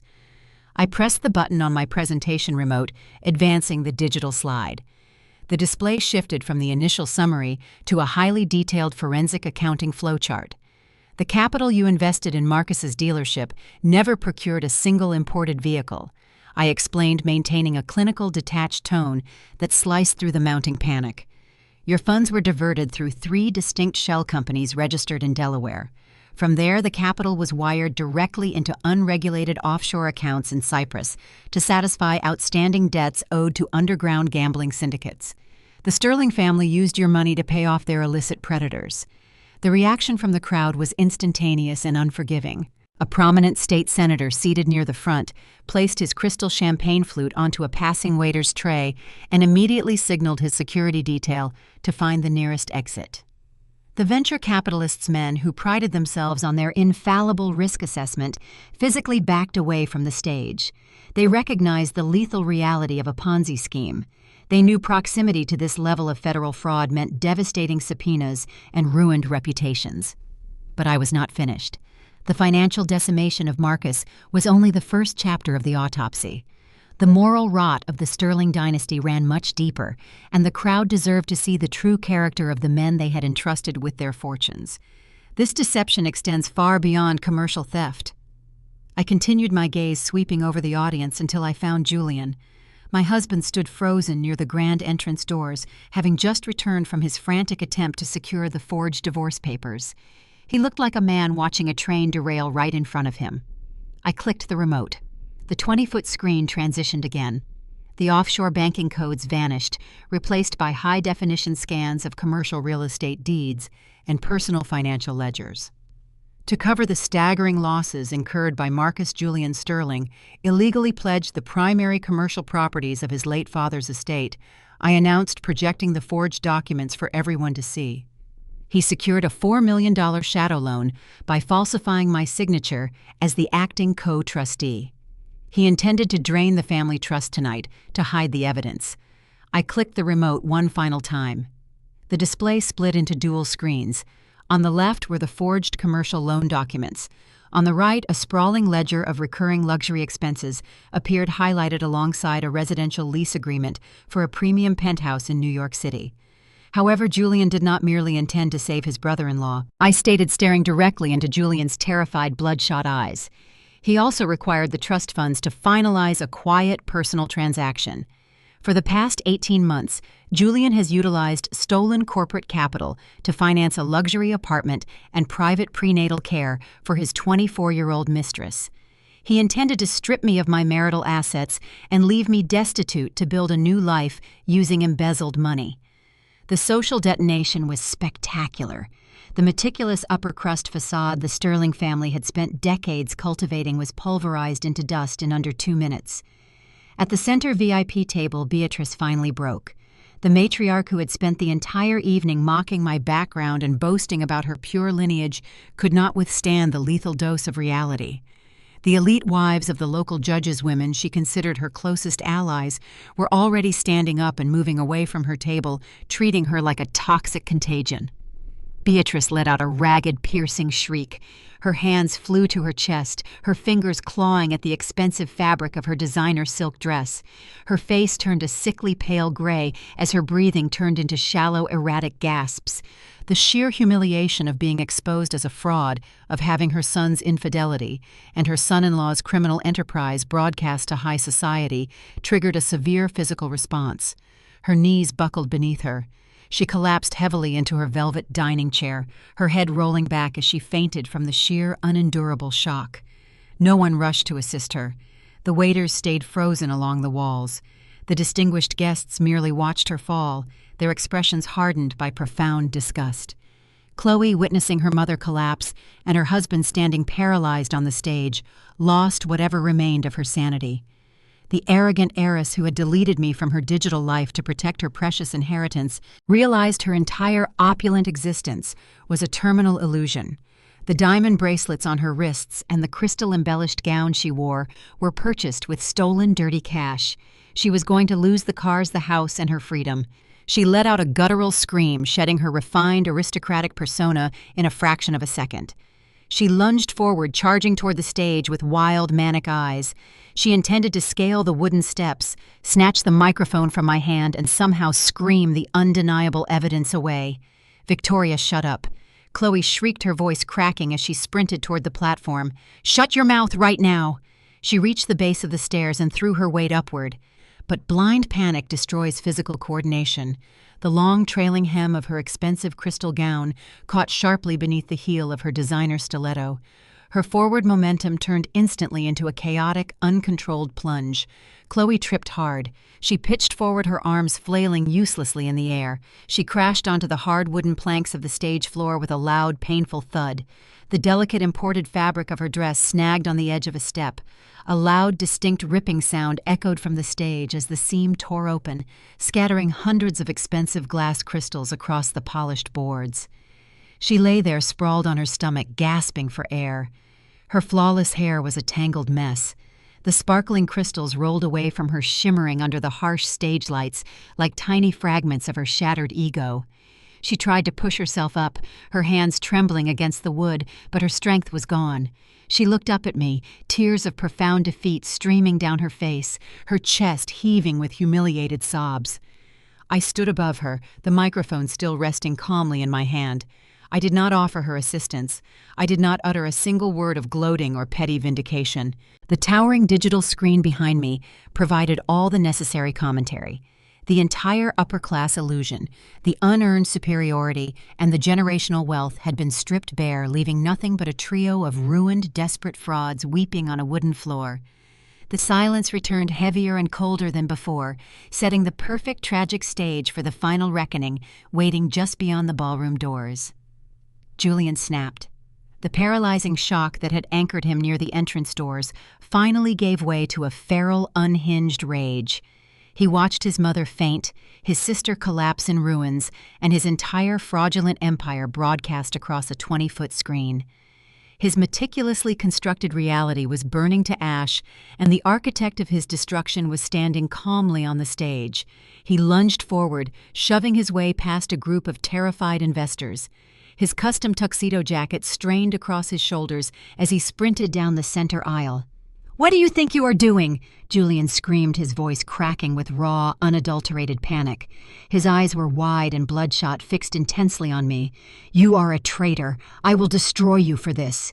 He intended to scale the platform, to physically rip the microphone from my grasp, and somehow silence the digital evidence glaring behind me. He did not make it past the first step. Before Julian's Italian leather shoe could even touch the wooden stairs, a thunderous concussive boom shattered the heavy atmosphere of the ballroom. The massive solid oak double doors at the rear of the venue were violently kicked open, slamming against the plaster walls with earth-shattering force. The wealthy attendees, already on edge, shrieked and scrambled backward, creating a wide, chaotic corridor down the center of the room. The intrusion was not a hesitant, polite interruption. It was a highly coordinated tactical breach. Dozens of federal agents flooded into the grand ballroom. They moved with a terrifying, synchronized velocity, their presence instantly dominating the opulent space. They wore dark, tactical windbreakers, the bold yellow block letters spelling out FBI and IRS CI glowing starkly against the dim, ambient lighting. They did not shout or wave weapons indiscriminately. They operated with the cold, lethal efficiency of a strike team that had already reviewed a flawless 200-page forensic dossier. Julian froze mid-stride, his furious momentum instantly evaporating. He stared at the influx of federal badges, his chest heaving as the inescapable reality of his situation crushed the air from his lungs. The predator had just realized he was the prey. A tall, broad-shouldered special agent in charge marched directly down the cleared aisle, his gaze locked dead onto the stage. He bypassed the cowering politicians and the horrified venture capitalists, stepping over the scattered crystals from Chloe's torn dress without a downward glance. Marcus and Julian Sterling, the lead agent, boomed his voice, carrying an uncompromising, booming authority that required no electronic amplification. "You are under arrest for conspiracy to commit bank fraud, interstate wire fraud, and systemic money laundering under the Racketeer-Influenced and Corrupt Organizations Act." The utterance of the RICO statute landed like a physical blow. The remaining investors in the room gasped, instantly recognizing that the federal government was not just arresting two men. They were preparing to seize and liquidate the entire Sterling family estate. Two agents peeled off from the main formation, moving swiftly toward the stage. Marcus did not attempt to run. The towering automotive tycoon simply stood there, a hollow, sweating shell, as an agent grabbed his arm, twisting it forcefully behind his back.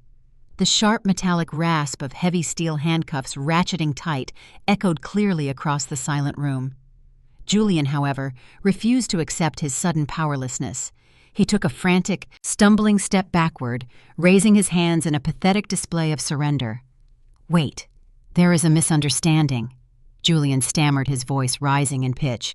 "The collateral documents were a temporary holding measure. I have the capital. The trust fund is liquid.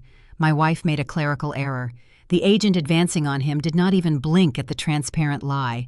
He grabbed Julian by the collar of his expensive tuxedo, spinning him around with brutal, practiced efficiency. "Turn around and place your hands behind your back," the agent ordered, ignoring Julian's desperate protests.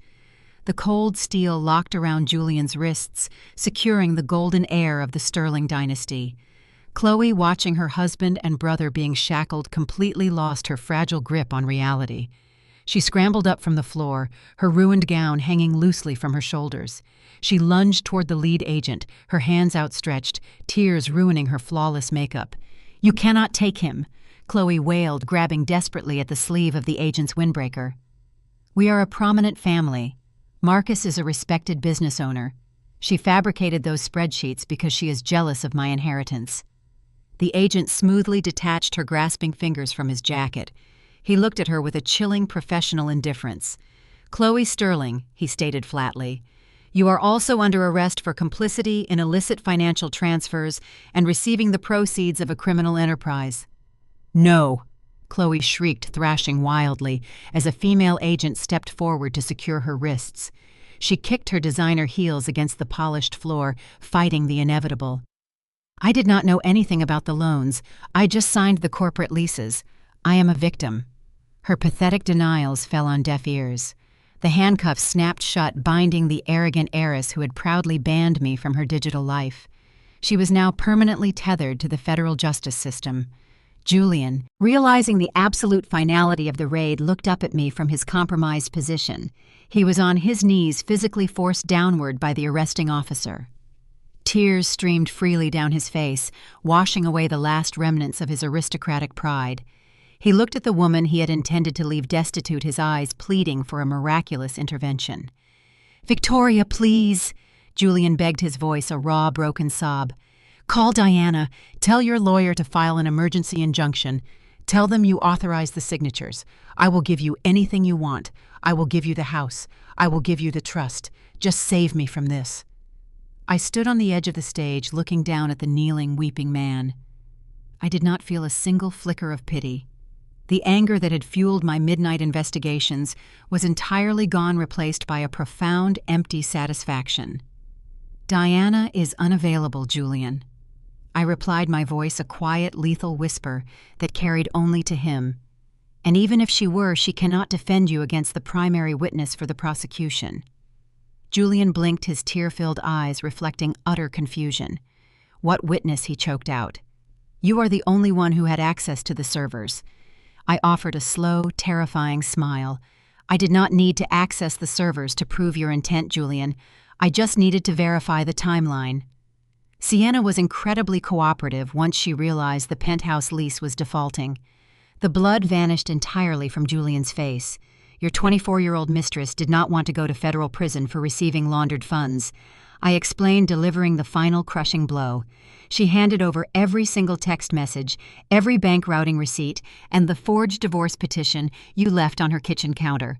She sold your entire criminal conspiracy to the FBI this afternoon in exchange for absolute federal immunity. Julian let out a strangled, agonizing groan, his chin dropping to his chest as the full weight of his monumental stupidity crushed him.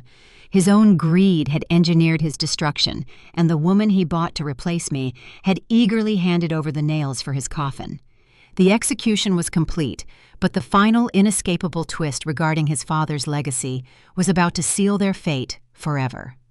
The grand ballroom, once a glittering symbol of the Sterling family's untouchable status, had descended into a chaotic theater of total humiliation.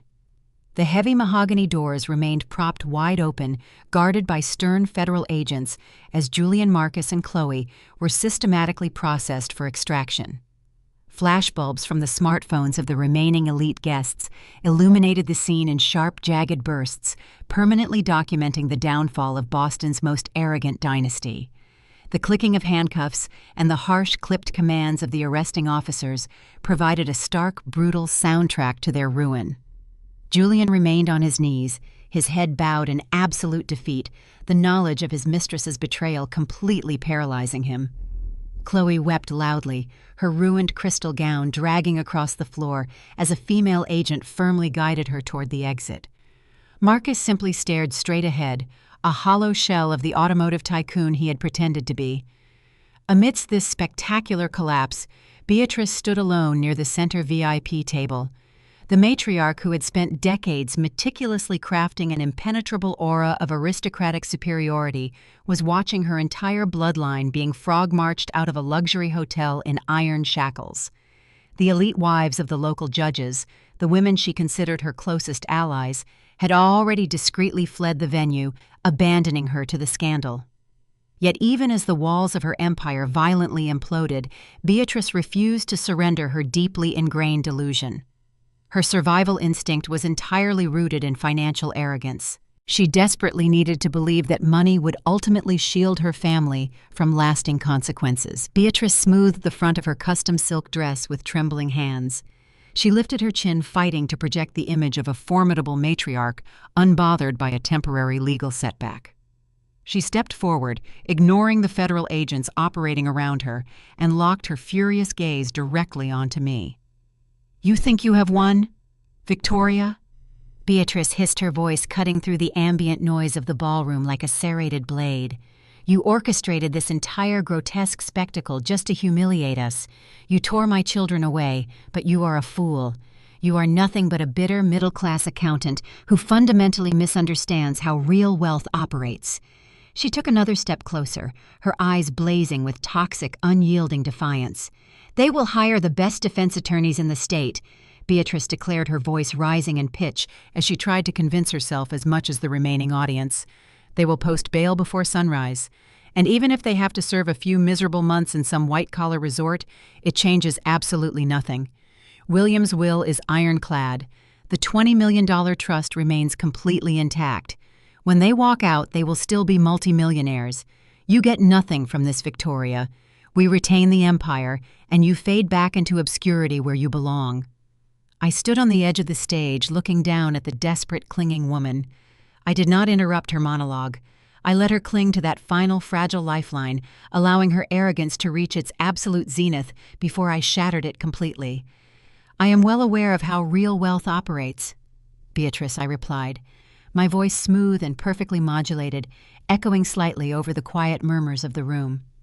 "And I am intimately familiar with the exact parameters of William's will. In fact, I am much more familiar with it than you are." I raised my hand, giving a subtle prearranged signal toward the back of the ballroom. From the shadows near the audiovisual booth, Diana emerged. My corporate attorney did not rush. She walked down the center aisle with the terrifying, predatory grace of a legal titan, preparing to deliver a lethal strike.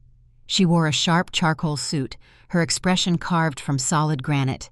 In her right hand, she carried a slim black leather portfolio. Diana stepped up to the base of the platform, standing shoulder to shoulder with me. She did not offer Beatrice a greeting. She simply unclasped the portfolio and extracted a heavy-bound legal document. The top page bore the unmistakable bright red embossed seal of the Federal Probate Court. "You are entirely mistaken about the security of your inheritance, Beatrice," I said, maintaining steady, unwavering eye contact with my mother-in-law. "William was a brilliant businessman, but more importantly, he was an incredibly observant father. He knew exactly who Julian and Chloe were. He knew they lacked the discipline to maintain his legacy, and he deeply suspected they were already engaging in illicit financial activities." Beatrice frowned, a flicker of genuine uncertainty, finally breaching her haughty facade. "What are you talking about? The will guarantees their shares. It is a generation-skipping trust. It cannot be altered." "It cannot be altered," Diana interjected, her tone clinical and merciless. "But it can be revoked based on pre-established behavioral contingencies." Diana held the court-stamped document up so Beatrice could see the bold legal formatting. "When your late husband appointed Victoria as the sole co-trustee, he did not just grant her administrative oversight," Diana explained, reading the room with expert precision. He also instructed his estate attorneys to quietly embed a highly specific, irrevocable safety mechanism deep within the foundational architecture of the trust. In corporate finance, we refer to this as a poison pill clause. The term hung heavily in the air. The remaining venture capitalists in the room instantly recognized the terminology.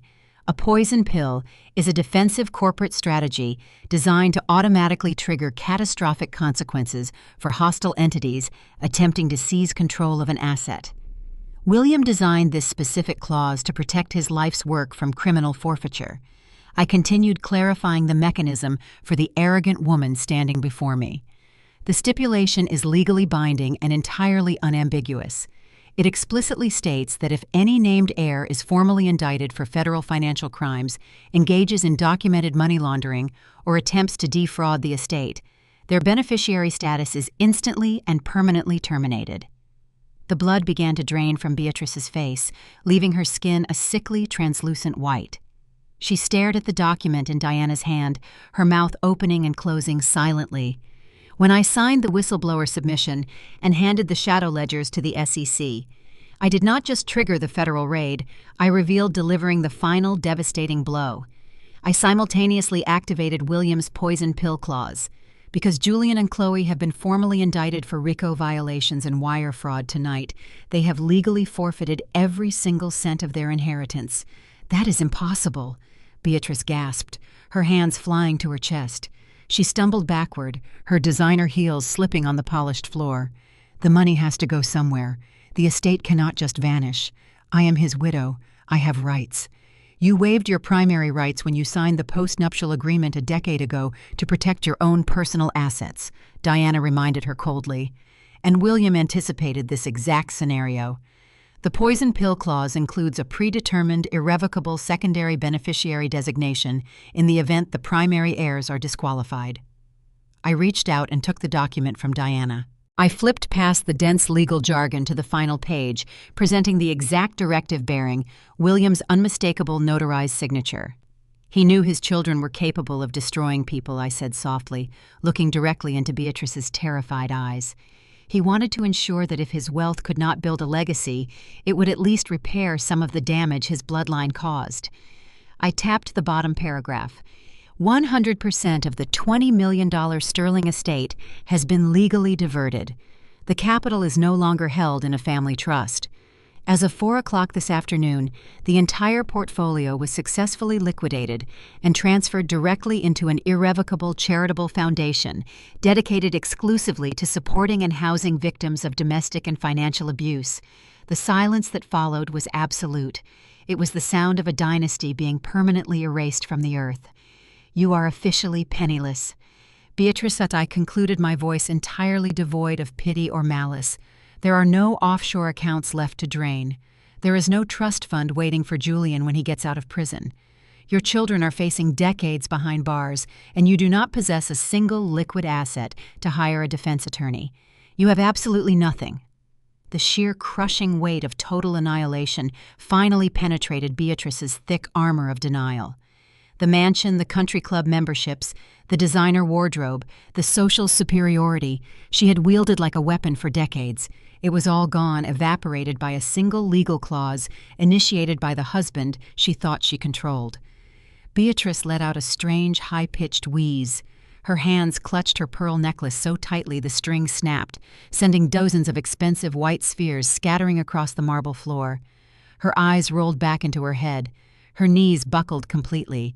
She collapsed backward, striking the floor heavily, her elegant silk dress twisting awkwardly around her legs. It was not a theatrical swoon designed for sympathy. It was a genuine stress-induced cardiac event triggered by the absolute, unmitigated destruction of her entire universe. The federal agents did not rush to her aid. The remaining guests merely stared at the fallen matriarch with cold detachment. She had spent a lifetime treating everyone around her as disposable stepping stones, and in her final moment of crisis, she was treated exactly the same way. I looked down at the unconscious woman, the shattered pearls rolling around her motionless form. I handed the probate document back to Diana and turned away from the stage. The execution was flawlessly completed, the accounts balanced, and the toxic ledger permanently closed. The only thing remaining was to walk out of the hotel and step into a brilliant, unburdened future. 6 months passed with the grinding mechanical certainty of the federal justice system. The courtroom in downtown Boston smelled of lemon polish and aged wood. I sat in the back row of the gallery, wearing a simple tailored trench coat, watching the final chapter of the Sterling dynasty draw to a definitive close. The federal judge did not offer a single ounce of leniency. He read through the dense indictment, emphasizing the sheer scale of their deception. Julian and Marcus stood shoulder to shoulder behind the defense table. The visual transformation was striking. Marcus, the once imposing automotive tycoon who thrived on intimidating others, now kept his eyes fixed firmly on his scuffed canvas institutional shoes. His broad frame seemed to shrink under the weight of the bright orange uniform. Julian looked even worse. The charismatic smirk he used to charm investors and seduce naive mistresses had eroded, leaving a gaunt, terrified expression. The judge detailed their elaborate scheme outlining the forged real estate collateral, the shadow loans, and the offshore laundering network. The wooden gavel struck the sounding block with a sharp, definitive crack. 15 years in a federal penitentiary. The sentence carried no provision for early parole. Federal marshals stepped forward, securing their wrists in heavy iron chains. The metallic rattle echoed against the high ceiling as both men were marched out a side door, vanishing into a concrete reality they could never charm their way out of. The forfeiture laws under the Racketeer, Influenced, and Corrupt Organizations Act ensured the collateral damage extended far beyond the prison walls. Chloe managed to avoid a custodial sentence by pleading profound ignorance, but the government showed zero mercy regarding her stolen lifestyle. The authorities traced the flow of illicit money and seized every asset purchased with those funds. She lost the crystal gowns, the diamond bracelets, and the luxury vehicles she loved to flaunt. Stripped of her unearned wealth, Chloe faced a staggering mountain of mandatory court restitution fees. Today, the former heiress works the closing shift at a diner located on a busy interstate highway just outside the city limits. The neon sign outside her workplace flickers constantly. She wears a stiff polyester uniform that perpetually smells of stale fryer grease and burnt coffee. Her hands, once perfectly manicured and soft, are now raw and blistered from harsh industrial cleaning chemicals. She spends her evenings wiping down sticky laminate tables and pouring refills for tired truck drivers. When customers leave loose change on the counter, she has to force a polite smile and collect the coins just to meet her basic survival needs. The woman who once loudly declared her social circle was reserved strictly for the elite now relies entirely on the generosity of strangers passing through in the middle of the night. Beatrice survived the cardiac event she suffered in the hotel ballroom, but she woke up in a recovery ward to a world that had erased her. The bank foreclosed on her sprawling estate. The government liquidated her remaining assets. She currently resides in a cramped, subsidized one-bedroom apartment situated directly beneath a noisy, elevated train line. The peeling paint and rattling radiators serve as a daily reminder of her spectacular downfall. Every time the commuter train rushes past her thin windows, the entire room shakes, vibrating the cheap thrift store furniture she was forced to buy. However, the loss of her physical wealth paled in comparison to the loss of her social status. Boston high society operates with a ruthless, self-preserving instinct. Her former friends at the country club deleted her contact information the moment the indictments hit the evening news. She recently attempted to attend a public charity luncheon, hoping to leverage old connections. The event coordinator stopped her at the entrance, politely but firmly turning her away. Women she had hosted at her own dining table walked right past her on the sidewalk, their eyes staring straight ahead, treating her as if she were made of invisible glass. She lives in a suffocating, isolated echo chamber, entirely alone with the bitter knowledge that her own greed orchestrated her exile. As for my role in their destruction, the federal government rewards citizens who provide actionable, flawless intelligence regarding corporate tax evasion and organized financial fraud. By acting as an official whistleblower and delivering a trial-ready forensic dossier to the Securities and Exchange Commission and the Internal Revenue Service, I triggered a specialized compensation protocol. The Department of Justice processed the seizure liquidations over several months. The authorities successfully recovered and auctioned the fraudulent car dealership, the hidden offshore accounts, and the remaining commercial properties. The total seized assets reached into the tens of millions. Under federal guidelines, my legal team secured a 15% commission of the recovered funds. The wire transfer arrived on a quiet Tuesday morning. It was a staggering multi-million-dollar deposit that cleared my accounts legally and cleanly. It was not a lottery win or a lucky settlement. It was an earned commission for excising a malignant tumor from the financial sector. I did not purchase a flashy sports car or a lavish mansion. I used the capital to build a fortress. I leased an expansive glass-walled suite on the 40th floor of a premier financial tower in the center of the business district. I founded my own independent investigative auditing firm. The office features soundproof walls and polished concrete floors, projecting an atmosphere of impenetrable security. I now employ a dedicated team of elite analysts who specialize in tracking illicit capital-securing corporate mergers and dismantling white-collar fraud rings for high-profile clients. I sit behind a custom walnut desk, looking out over the sprawling city skyline and the deep blue waters of the harbor. The panoramic view serves as a daily reminder of the battlefield I conquered. I sip my black coffee, reflecting on the journey that began in a somber funeral home lobby. Chloe had proudly tapped her phone screen that day, removing me from a digital group chat because she believed I lacked the pedigree to associate with her family. Today, those same people are stripped of their freedom, their status, and their voice. They cannot even make a simple telephone call without requesting permission from a prison warden, while I direct a thriving enterprise built directly upon the ashes of their monumental arrogance. Society often expects women to react to betrayal with predictable hysteria. They anticipate tears, frantic arguments, and desperate pleas for reconciliation. When you do not provide that emotional reaction, toxic individuals assume they have broken your spirit. They mistake a lack of outward aggression for a lack of defensive capability. They rely on your perceived weakness to execute their manipulation, believing you will quietly fold under the pressure of their demands. They never pause to consider that a quiet mind is a dangerous weapon. They fail to understand that walking away from a volatile argument is not a surrender, but a tactical retreat to secure a better vantage point. Never mistake a woman's silence for submission. Sometimes she isn't crying, she is just doing the math. As I look down at the bustling streets from my office window, the contrast between my current reality and their ruin offers a striking perspective on human nature. The Sterling family built their entire identity on the fragile illusion of superiority. They believed that designer labels, exclusive country club memberships, and loud arrogance made them bulletproof. That brings me to the first crucial truth I extracted from this ordeal. True wealth and actual power are never loud. The people who desperately demand your respect through intimidation and public belittling are usually the ones hiding the most profound deficits. Real power operates in the shadows. It relies on hard data, precise leverage, and the discipline to strike only when the trap is fully secured. When someone constantly brags about their status to make you feel small, they are simply broadcasting their own vulnerabilities. The second truth lies in the mechanics of conflict. Society expects you to react to betrayal with explosive anger, weeping, and endless, exhausting arguments. Toxic individuals feed on that emotional chaos because it distracts you from their underlying motives. My survival depended on learning that silence is the most devastating weapon you can wield against an abuser. Withdrawing your emotional response deprives them of their oxygen.